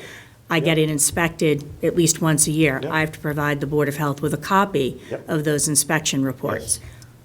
The most contact I ever have with the Board of Health is to pay my $50 permit fee. Right. So I'm just trying to ask, like, in that structure, what is the more burdensome or the additional requirement that, why couldn't that work here in Plympton, for example? Well, I think, again, if I understand your question correctly, I don't think you're the average person, according to the track record that Mass Tech has developed. There's some people, some contracts are working perfect, but a significant number, and I can't give you the number, but Brian can, are not working because people unplug their systems, the contractors don't show up. But then isn't that the interplay between the town as the permitting authority that issues a permit for a number of things? We'll take the stormwater system. Yes. We require an O&M plan for the stormwater system. Yes. And we say, you've got to have that cleaned out, inspected, whatever, Yes. and you're supposed to provide those reports to the town annually. There's a burden on the property owner, there's a burden on the town to enforce their permit. I'm trying to figure out where in there seems to be some Where's the added breakdown? level Oh, okay. of communication or monitoring that's Well, really needed by these IA systems. Let me try this as an answer. I work for a lot of boards of health on, you know, helping develop regulations and like RME stuff. They do restaurant inspections. When COVID comes along, they have a lot on their plate. So the ones that I've spoken to, like, hey, how about running a new IA oversight program? They're like, no, I don't have the capacity to do that. So the one issue is staffing and time. The other one is, if you look at the documents, the guidance documents from EPA and Mass Tech, they're talking about equipment in excess of what is typically available at a town level to actually go out and do the inspections and monitoring to make sure the systems are working. So I think in my view, the simple answer is there's more oversight needed somewhere to make this work on a more general basis. There are people, perhaps like yourself, who it's working perfectly fine. But the track record is not good overall. And again, the best example I can give you is people unplugging their systems to say on their and that can go on for literally years. And I can't, if you're going to ask me how could that happen, I don't know, but it does happen. And this is why, again, DEP on a watershed permit is saying, listen, we'll consider IAs to help clean up the bay, but you need a RME at either the town level or the regional level, because we want to make sure more oversight, more equipment. You know, it's not working that well. That's the bottom line. That's, Ethan? Would it be the responsibility then of the homeowners associations and the homeowner groups? There's two different entities there that work together. I suppose, That would be I've not heard of a homeowner. Be quite a task. I'm sorry? Be quite a task, I would think, for them. I don't know. I've not heard of that at that scale. I'm not going to say no, but in my experience, has been at town level or higher, larger scale.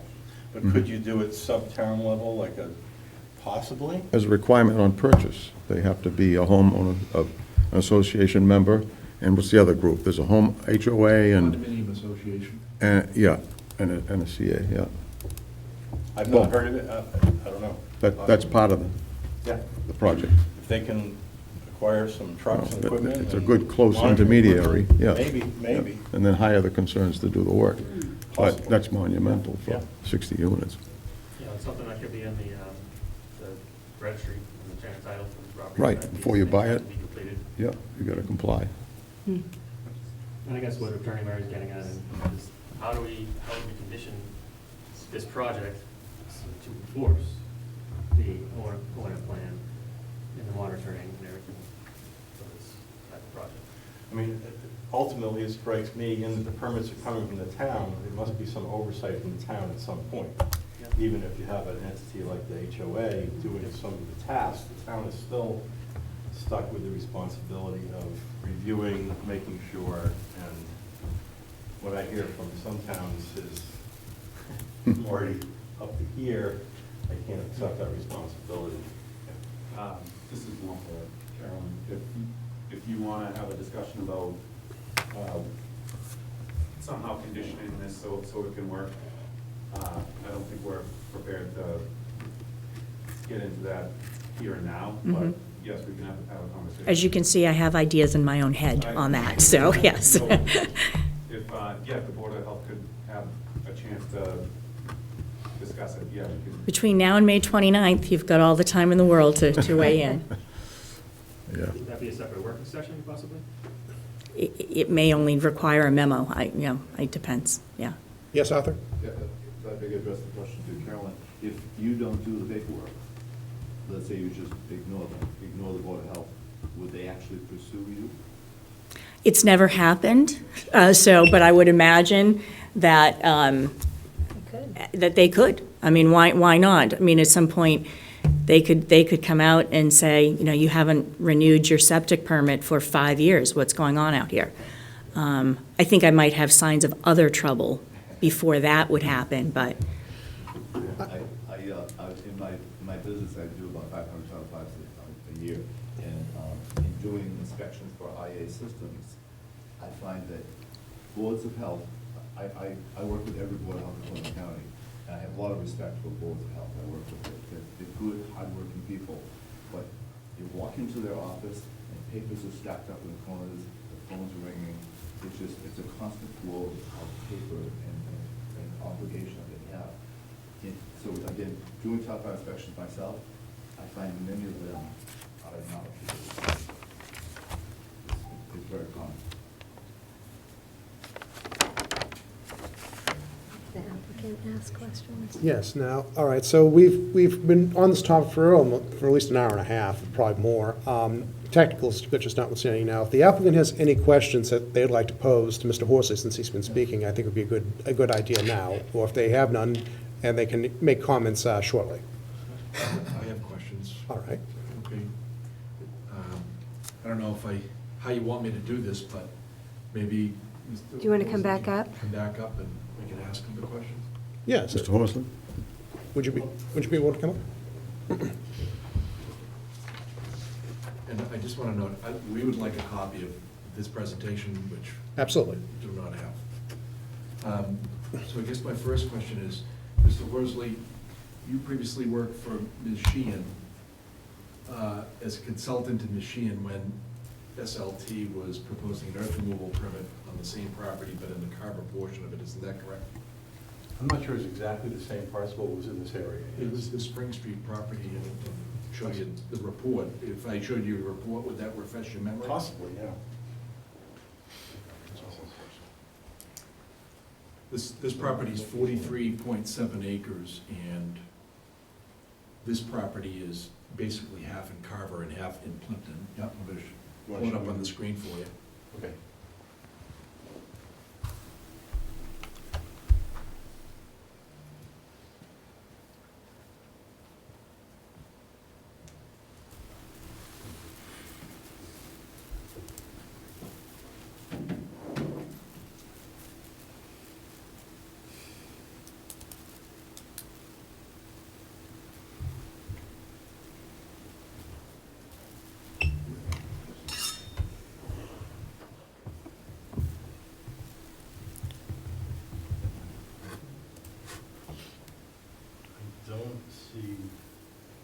top of the screen, it has your letterhead on the top?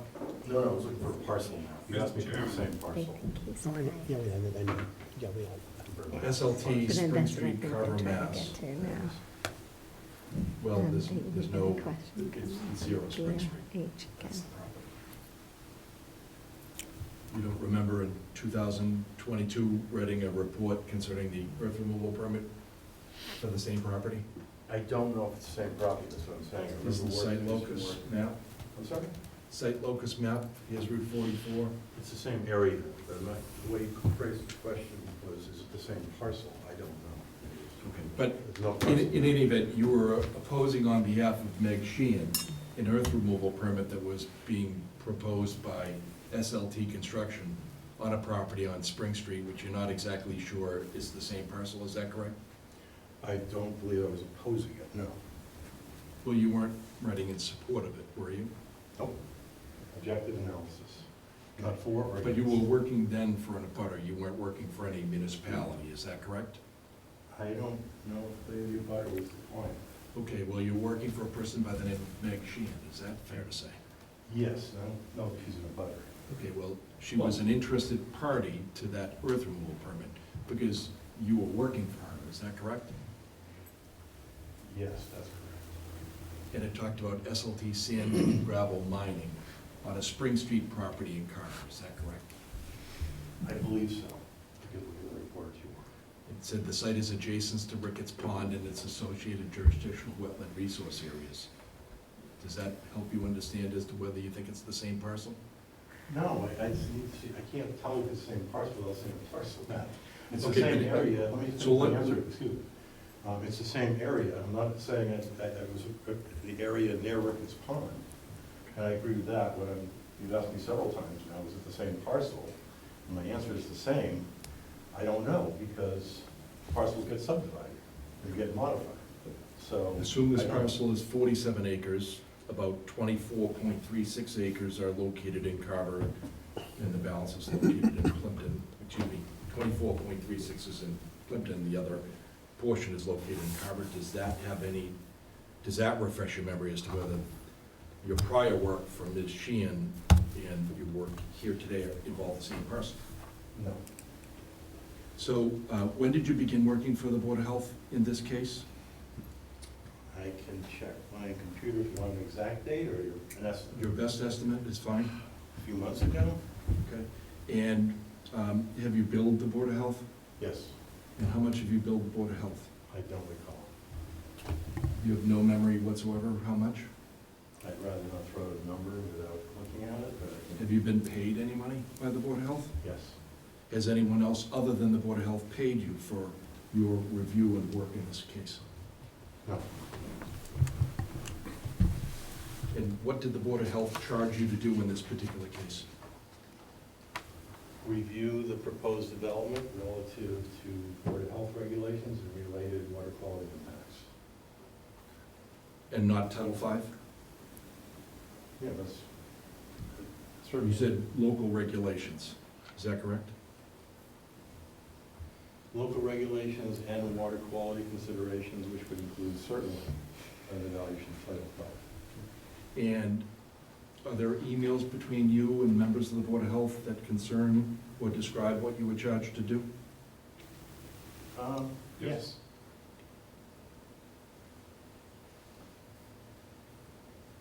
And at some point, did you become aware that the applicant's plan was to propose IA systems to deal with nitrogen loading in this proposed development? Yes. And you're familiar with IA systems, is that correct? I'm sorry, take. You're familiar with IA systems? I am. As a matter of fact, you're a proponent of IA systems on the Cape, isn't that correct? In certain instances, for estuary and nitrogen removal, yes. Is it fair to say that you're working on a project down in Wellfleet where you've made the statement that the new generation of septic systems includes two novel components located between septic tank and leaching field, an aeration chamber, and a wood chip bioreactor? And that wood chips are really effective sources of wood chips are really effective sources of bacteria that use nitrogen as their food source and denitrify it? Is that correct? I can't verify the exact vote, but it's certainly something that I would get well behind, And 100%. And you indicated, did you not, in connection with that project, that the result was the removal of 80 to 90% of nitrogen from wastewater? That's what some of the preliminary data on that provisional system looks like, So yes. when the chair asked you before, Sorry. if there were, You're asking the I thought you questions were I'm done. answering. Go ahead. Mr. Chairman, if I could. Yes, get a yes, hiatus, I try can. please not to, put Teresa, try to talk over each other. Thank you. Were you done? I'm sorry? I did, if I cut you off, I didn't mean to. You've done it several times, but let's just take a second between Q and A, would be great. I'll do my best Thank you. if you answer my questions. Okay? Certainly, I think I've answered all your questions. So, when the Board of Health, excuse me, when the ZBA chair asked you if there were any type of filters that could be installed, in fact, it's true that IA systems will filter nitrogen from wastewater, and at least in the circumstances down in Wellfleet with this wood chip proposal, the result was projected to be 80 to 90% of nitrogen removal from wastewater. Compound question, different answers to different parts. The last part, yes, some of the systems are 80% removal. The first part of the question, I think, dealt with treatment systems on the drinking water side, not the, I wasn't concerned with systems on the drinking water side. That's what the chair asked you about. And I'm asking you about treatment systems on the wastewater disposal side. understood. The beginning of the question sounded to me I was like- trying to rephrase what was asked to you. I apologize. No problem. So in addition to the filters that take place on the well side where the water's coming out of the ground and before it becomes drinkable, there are filters that can be installed in connection with septic systems that will filter nitrogen or reduce the amount of nitrogen. Isn't that correct? Yeah, I wouldn't use the term filter, but treatment systems, yes. And that's what the IA systems that Title V allows do, isn't that correct? Not all of them, some of them. Some are for nitrogen removal, some are for other purposes. But you would agree that the DEP has a number of approved technologies that denitrify wastewater that they have considered acceptable for installation in septic systems, is that correct? Yes. And as a matter of fact, the entire Cape now has been designated a nitrogen-sensitive area, isn't that correct? No. Well, the majority of the Cape is designated a nitrogen-sensitive area. I don't think that's true either. Is there then a order from the DEP that relates to communities on the Cape that require upgrades of private septic systems to install nitrogen loading systems in them? Are you aware of that? I didn't get the first part of the question.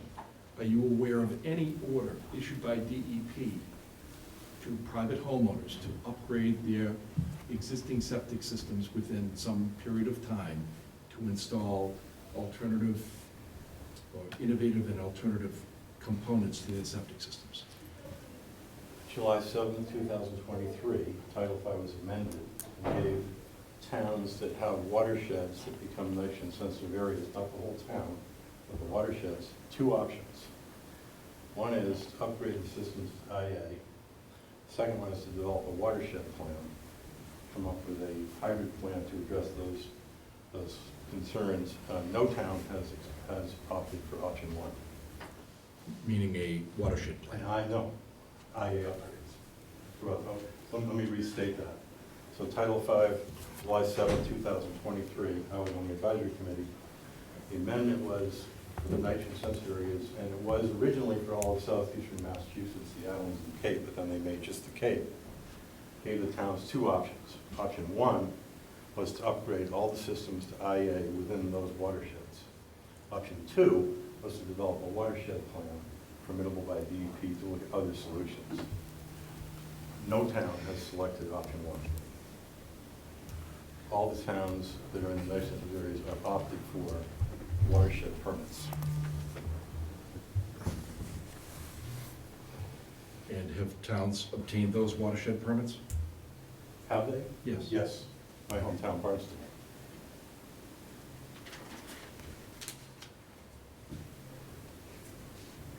Now, your whole presentation here related to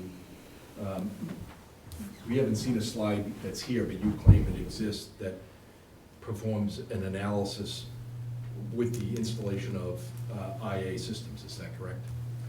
No, I said, I didn't say there was a slide. I said I did the calculations and I'm happy to provide them. But they haven't been provided to the Board of Health or to the zoning board at this point? I don't remember if it was part of my May 5th letter or not. I think that's what I said. I'm uncertain about that. And It is in there. Thank you, Peter. And would you agree with me that if a acceptable IA system were installed on the septic systems in this development, this project would comply with Title V?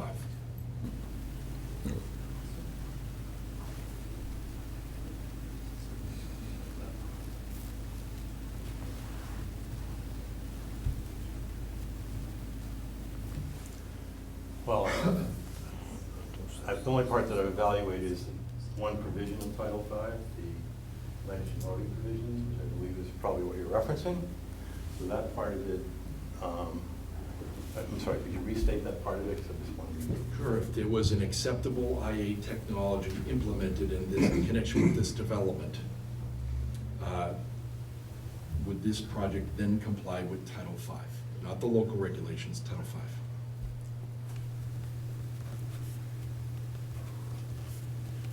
It would comply with the nitrogen loading limitation section, which I think is section 213, but don't quote me on that, Peter?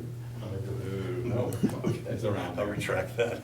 So it would at least comply with the nitrogen loading? That's right, requirements? yes. I don't know about I don't know about depth to seasonal high water. Is there some other provision that comes to mind that it would not comply with? Like I said, I don't know, I haven't evaluated those. Depth to seasonal high groundwater, et cetera. I don't know. Nor do I think the data exists. Test data. But this whole presentation was based on conventional systems without IA, is that correct? I think that's unfair characterization, because I talked about a lot of other things than just the nitrogen loading of the system. I think 2 or 3 of the slides pertain to that, but the rest of it, I would say no. But the basic premises was that these were conventional systems on this chart here, is that correct? This chart doesn't say anything about, the one slide that would be related to conventional systems is slide 7, and then slide 11. Yeah, I think we've established there's no slide that shows your analysis with IA systems. I think Peter indicated it's in my May 5th report. And would you agree with me that a system that provides separation distance linearly of 100 feet between the leaching facility and a well complies with Title V? Yes. Are you aware of any circumstance where there isn't at least 100 feet between any leaching field and a proposed well? In this development? Yes. Is there one less than 100 feet? Yes. I don't believe so. Now, you're not, are you aware of any other community that has a prohibition, blanket prohibition on IA systems, other than Plympton? You're not going to like my answer, so I'm going to say I believe there are, but I can't remember who they are. You're aware that there are a whole host of communities that have regulations allowing them subject. Host of communities that Oh, allow I'm sorry. them subject to certain requirements on technologies. Sure.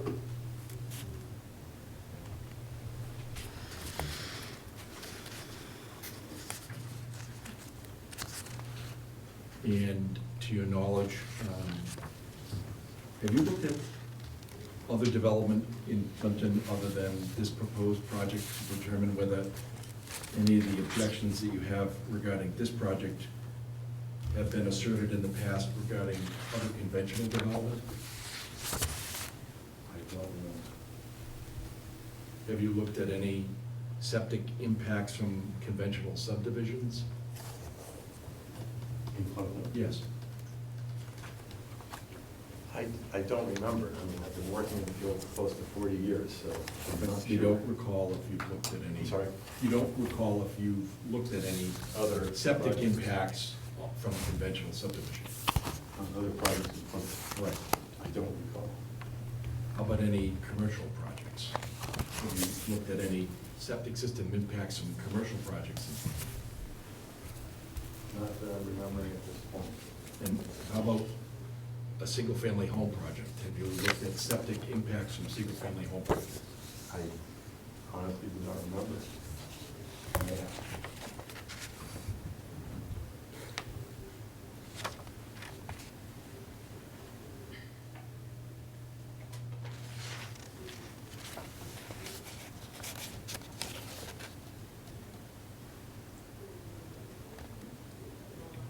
And when you were asked about whether there are any other communities with RMEs, the one that came to mind you would indicate was Woodstock, New York, I believe so, yes. but you're not aware of any other community that has established an RME, is that true? They do exist, I don't remember where they are. I think I suggested looking at the EPA RME report, which would provide that background. Have you ever consulted with a developer that's proposed residential subdivision developments before? Certainly. And have those systems, have those developments included private septic systems like this? Yes. And have you ever been asked to, as a condition of any approval, or required as a condition of approval to establish an RME? No. And you don't know how much money that would cost either, is that true? I should just add to that last answer, I hadn't heard of RMEs until about 2 years ago. And I don't think many people have. This is relatively new. Have you ever been asked to review homeowners association documents or condominium association documents and their conditions that relate to the operation of common area features, including drainage basins and septic systems? Probably drainage basins and maybe septic systems, but definitely drainage systems, yes. And have you ever seen conditions that require the homeowners association, if that's what you've looked at, that require them to maintain elements of common areas? Yes. And have those worked in your history? The ones that you've been the developer's applicant or the representative for? That's a fantastic question, and the answer is really important. I and most people never go back to look. And when they do go back to look, and I can cite a very specific study that my firm, Worsley Witten Group, did for the Mass Coastal Zone Management, where they went and looked at drainage projects that they had funded over a 10-year period, and the majority of them had never been maintained. So again, the track record, according to that study, which I was directly involved in, showed that the actual implementation of these O&M plans is not good. But that would, you have no idea today whether a system that could be designed and conditioned here couldn't be designed with conditions that, ensured compliance, is that correct? No, I wouldn't say I have no idea. I base my ideas on my experience, and what I just told you is my experience. So I would be very cautious about that, and I'd be skeptical. Well, it would require you to speculate that someone would breach an obligation. Sorry? It would require you to speculate that there'd be a breach of an obligation if it was a condition of approval. Isn't that correct? I'm not sure I even understand that Well, question. I wouldn't speculate. I don't If speculate. hypothetically speaking, you're an expert witness, so you used to hypothetical questions. If there was a condition that required an annual inspection at the cost and expense of the homeowners, and the homeowners complied with that request and submitted that information, and the system was being maintained, that would comply with essentially what an RME is doing, isn't that correct? There's a lot of ifs there, and in that ideal condition, which has not been my experience, possibly. My experience is the exact opposite. And I'm happy to provide that report that I mentioned if that's of interest to document, but it's not just my opinion here today. That could be of interest to us, please. I'm sorry? That could be of interest, please Okay, provide if I you will wish. provide that. So you have a report as to how many systems have been maintained? So this was a report, Mass Coastal Zone Management has a grant program called the Coastal Pollution Remediation Program. They make grants to cities and towns to build stormwater systems. My firm had gotten some of those grants. At one point, somebody was asking the question, well, how do we know these things are actually working? We're investing a lot of money. So we got hired to go out and inspect, I don't remember how many, 20-plus systems. And again, what we found was the track record was not very good. How many of those systems involve condominium associations? I don't remember. Yeah, That probably is in the report, though. Do you have any experience in evaluating the compliance of condominium associations with requirements? Yeah, I'm on the board of directors for a condominium association in Stowe, Vermont, and we deal with that. Is that one of the, are you an owner? I am an owner. Okay. Do they have a common septic system there? No. Attorney Galvin, how much longer do you think you're going to be with him? I'm sorry. I don't know, I'm almost done. Okay, thank you. So there's no common septic system there? Is there municipal sewer there and stuff? Yes. Municipal sewer. So you don't have any indirect experience in sitting on or involvement in condominium associations and managing a wastewater treatment facility? Do I have any indirect experience in condominium associations managing wastewater facilities? I would say the answer to that is yes. I mean, it's quite common in a 40B project to have, on the larger ones, to have a wastewater treatment facility, isn't that correct? Yes. And those are permitted by DEP, not the local board of health. Is that correct? 40 Over Bs. 10,000 gallons per day? Some towns regulate those systems as well through local health regulations. It's two sets of regulations, state and local. On a 40B project? I'm sorry? On a 40B project? Well, the local regulations exist, as you well know, 40B does not exempt the developer, which is what people believe is the case, from local regulations. It allows them to request waivers. And that's what's been requested in this case, right? Correct. Does not exempt them from the local regulations.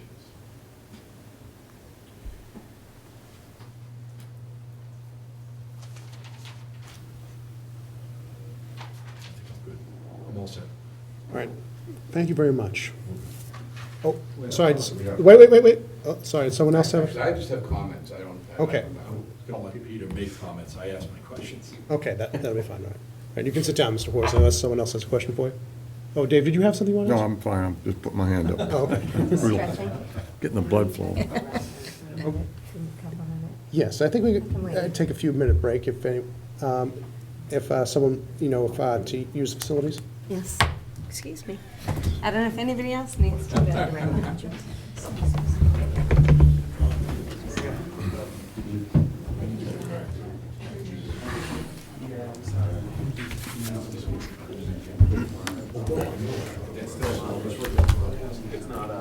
Interesting stuff.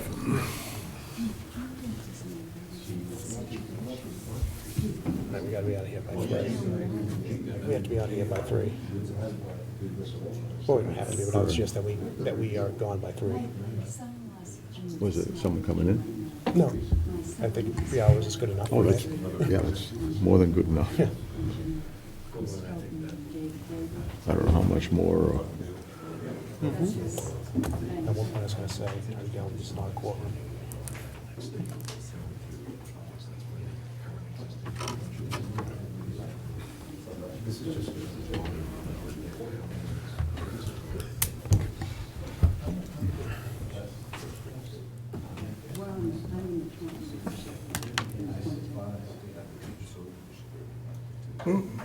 To have the fire department speak, right? Yeah, I think that's a good, I think it's a good idea.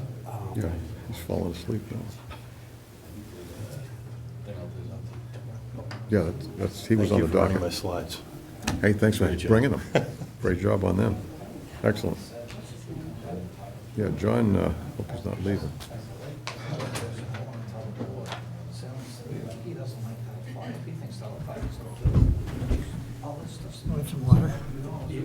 I'll go over there, what the heck, I'll take a, let the blood flow a little bit here. Are you buying? Yeah.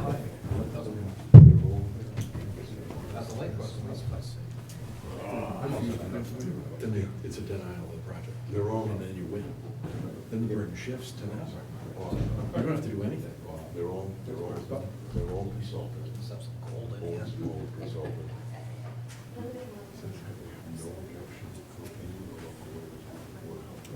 Thank you. Next. Wait a minute, this doesn't feel right. I thought maybe you were going someplace else, like to get water or whatever. Just to stretch for a minute, this is like, I know. so, normally 2 hours is my mental limit. But during the day, it's not as bad. After a long day. Yeah, when you're exhausted, and you're just like, you know what, I could cut to the chase. Cut to the chase. I mean, I'm kind of surprised you were all available in the middle of the day to be able to do this. And then one of my assistants scheduled an interview, and I was like, so I told her up front, they're like 45 minutes, but I really liked her. So we can, then I'm like, I gotta go. So. But are you close by with your Yeah, office? I'm right down the street, so I'm at 373 Main Street, across from our back arms. So if you go down that way, so we have, it's commercial and residential, so we have a house. And my mom, we have a one-bedroom apartment above it, and then we have 2 offices and a waiting room, Nice. handicap ramp, accessibility behind that, so. Little room. Yep. Is he still there? Think so. Is he Camera's still- off, but. I was wondering if he could still hear, Yeah. so. Oh, that's nice. Yeah, I love Plympton, it's great. Well, it's nice to be able to have the land area to be able to do all of that. You know? And then my husband has a greenhouse, and he usually sells flowers out front. He didn't do it this year, too much going on, so. But, yeah, I love the whole commercial residential zoning. But it's interesting, the water, because I was thinking that in Plympton, we all need water filtration systems, like whole house ones. Congratulations. Thank you, I guess. I think. Oh, were you reelected? No, elected for the first time. Oh, well- Brand spanking new. Oh. Okay. You pay a $50 fee for the, I do. for the IA system? No. Well, for my septic permit every year. It's an annual permit, but nobody, there's only IA systems that pay that fee. It's- I don't know that to be the case. I would suspect so. Because it's just, when we bought the house, this was just the way it was. Part of it. Yeah, I've never questioned it at all. And we do not have a well. Because Still it's have town to- water. Oh, that's Town interesting. water. Yeah. So there's no contaminant problem? There's no there's no. Well, that's why I say nitrate that. problem? I don't have a well, but yet still I have to do that every year. Interesting. Yeah. Interesting, yeah. All right. I'm thinking that some sort of a fee like that, if it were adopted with the program, would help to subsidize the cost of. Sure. The administrative oversight, right? Yeah. Right. My experience is that most towns, I love my boards of health, you know, in every town, okay? They are inundated, it's amazing, and it seems like their budgets are constantly being cut. And their 'Cause sometimes you workload sit there and I doesn't drop off, but their hours are cut and so forth. It's a, I think every town. You could say is that the same about boat. building departments Oh, though, yeah. too, you know? I mean, it's a, Yeah, I realize it's just another, every time we implement something, it's like, okay, who's gonna carry it out? Yeah. Okay, thank you. No problem, and congratulations. Thank you. That was very annoying. Hey, no, graduate school. Annoying and distracting. How are you doing? I've had a tough health year, lost a lot of weight. Oh, I was just gonna say, what was? For a while, they thought I had pancreatic cancer. This is, I still haven't been diagnosed. it's a lot of Testing, yeah. They asked me for Stay in the course and try to figure it out, but there are days that I can almost. Yeah. Basically I assume you're can't from function. Yes, Carolyn Murray, yes. Nice to meet you. And what firm are you with? KP. Oh, you are? Okay, Yes. cool. Yep. All right. Yeah, You well, probably I know suppose, John. yeah. Do you remember John, was John Whitten there when you were You know, I there? used to weigh Absolutely, books. yes, he Now I was. weigh- Yes, he He was. didn't last long. Briefly. He didn't last long. Well, He didn't last long with me either. I think he was made to teach. Well, he and I You know. started teaching together, so we split into 2 courses. So that's where I see him at Tufts. Oh, really? Traveled and. I've worked with him too. We had one or two cases where I was expert, and it was really weird. That's got to be a little strange, yes. I'll save that for you. Sure. Thank you. Water.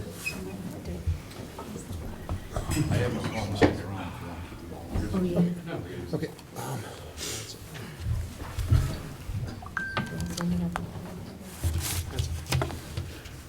Okay, everyone looks to be back, who needs to be. All right, so anyway, before we continue, we have the fire chief's representative here, and he has a few brief comments to make, so I'd like to ask him to make them now, so he isn't waiting around till we finish up with the hydro geo matters. Anyway, Fire Rep, why don't you tell us about what the chief has to say? Sure. Good afternoon, John Schursty, Captain Fire Prevention, Plympton Fire Department. The last time I checked, the plans have not been posted to the town website yet. They could be up there now, I'm not sure, but the last time I looked, they had not been. And when I say the plans, I mean the revised plans with, can I put it to the screen? Yeah. Is that all right? So the revised plans with the, oh, where'd it go? Well, I could put it back up. Yeah, please. Just very simply with the addition of the driveway and the new structure of how the buildings are being built. So we haven't had a chance to take a look at the revised copies. I did go over to the building department and look at a hard copy that they have over there. Quickly looking, there are a few concerns. One is, as I stated before, how close the buildings are, and that includes both these corner lots and the ones with the driveways. Fire department access, any vehicles that are parked on the roadway is gonna be a concern for us. Essentially, the way the fire department, fire suppression system works, because we're a rural water supply, there's no town water, we don't have access to fire hydrants. You would have to put the cul-de-sac that's up at the top there, at the end of this driveway to allow the fire apparatus to come in, Show it all. drop the water, turn around, leave, go back and get more water. So again, without us, I have a couple of ideas in the back of my mind that may fix that problem. I would certainly have to talk to the chief about it, and I'm not prepared to share those at this time because I don't even know what she'd want me to, because I don't know that it'll work for this particular project. Again, the other problem is access for ladder trucks. If the fire were to occur in one of these buildings that are further down at the end of the driveway here, trying to get extra apparatus down into those areas may be a concern. So once we get look at the actual lengths, distances, layouts of the properties, things like that, we'll be able to make a more educated option for fire suppression purposes and access. So that's what I have for you right now. Okay, so I'm not, I can't tell you when I sit here whether I've sent the most recent, their revised plans in their electronic format. I thought I did to the town's website, but I can't say for sure. But if not, I can make sure that I can send those to the person who handles that, and they should be able to get them up by tomorrow. Sure. They may be there, I just didn't see them. And I certainly could have missed them, to be honest. But those are the basic concerns that we have, is the exposure issues with the buildings being so close, access, road access, and fire suppression difficulties, specifically with these driveways, being able to drop the water, turn around, get back out. There's no way that we could do it the way this is set up here. Depending on the length of that driveway, there may be some other options that we have, but again, we'll have to look at those and Ethan, specifically see. a question for John? Sure. If I may. The last time we met, you were here and you mentioned a possibility of sprinkler systems in the buildings that were close. Is that still one of your options, or for So it Cheryl? could be an option, and again, I'd have to talk to the chief Right. and possibly the Department of Fire Service to see if maybe the units in these specific situations, Mhm. maybe just those units are sprinkled, Right, and not the whole development, that may be an option. Again, I don't want to speak for the chief, but that could be something to consider. sure. Thank you.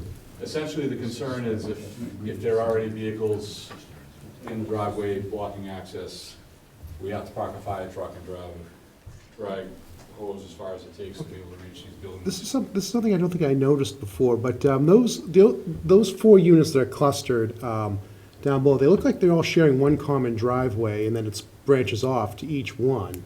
But that's maybe just the way the map looks, but I thought they were, that 2 units, that there was no common driveway that served more than 2 units.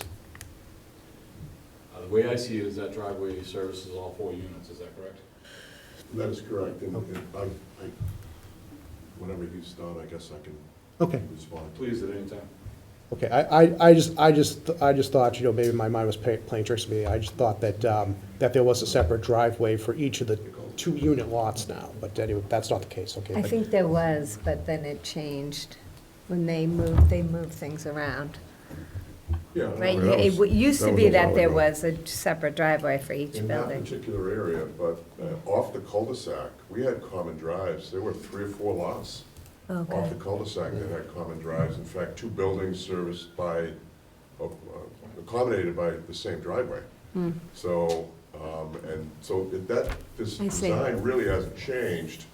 And in terms of separation distance between buildings, I mean, if you look at the overlay plan that we filed on April 22nd or 24th with the new package, Yeah. it That's the shows the original. new layout That's in the old red plan. overlaid, and you can see Yeah, I got that that one, yeah, too. the project always involved common, element of common driveways. Sure. And the separation distance between the buildings hasn't changed either. And as I discussed 2 weeks ago, the plan, in terms of the site design plans, the location of the buildings, we still have the latitude, we can still move buildings so they're further away. These lots are very big. So, but I'm not hearing that we don't need a specific fire code with respect to separation distance between buildings. Well, originally though, that's, because you were talking about being able to turn the truck around. So, because that's on the cul-de-sac where they could come in and out.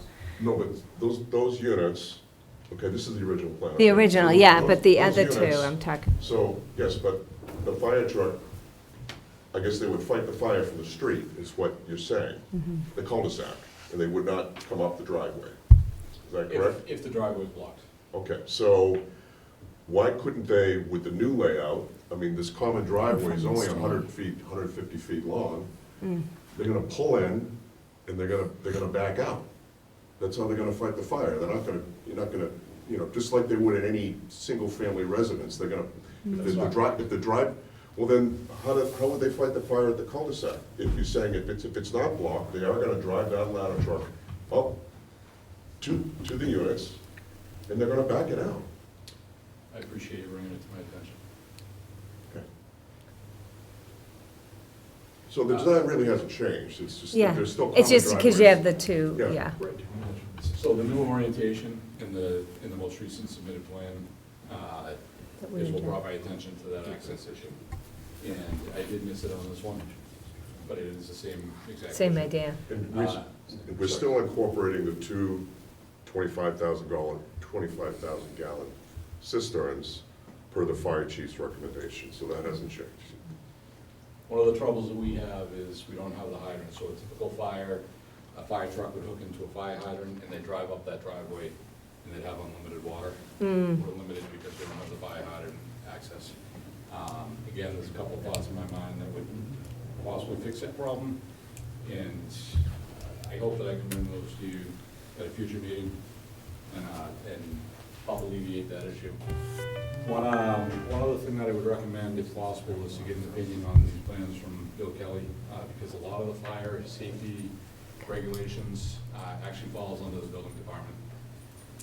Although the fire department has an opinion, the actual fire safety laws, a lot of them fall under the building department, so I would certainly, and I did reach out to Bill, he and I are gonna meet at some point to discuss this, but I would certainly get an opinion from Bill on how close the buildings are, things like that, because if they, I know they, and I don't wanna speak for Bill, but I know that they meet a certain distance, then it requires more of a fire protective, construction that's used for the homes. And they may be far enough apart that it doesn't need it, I'm not sure. So I'd refer to Bill for that.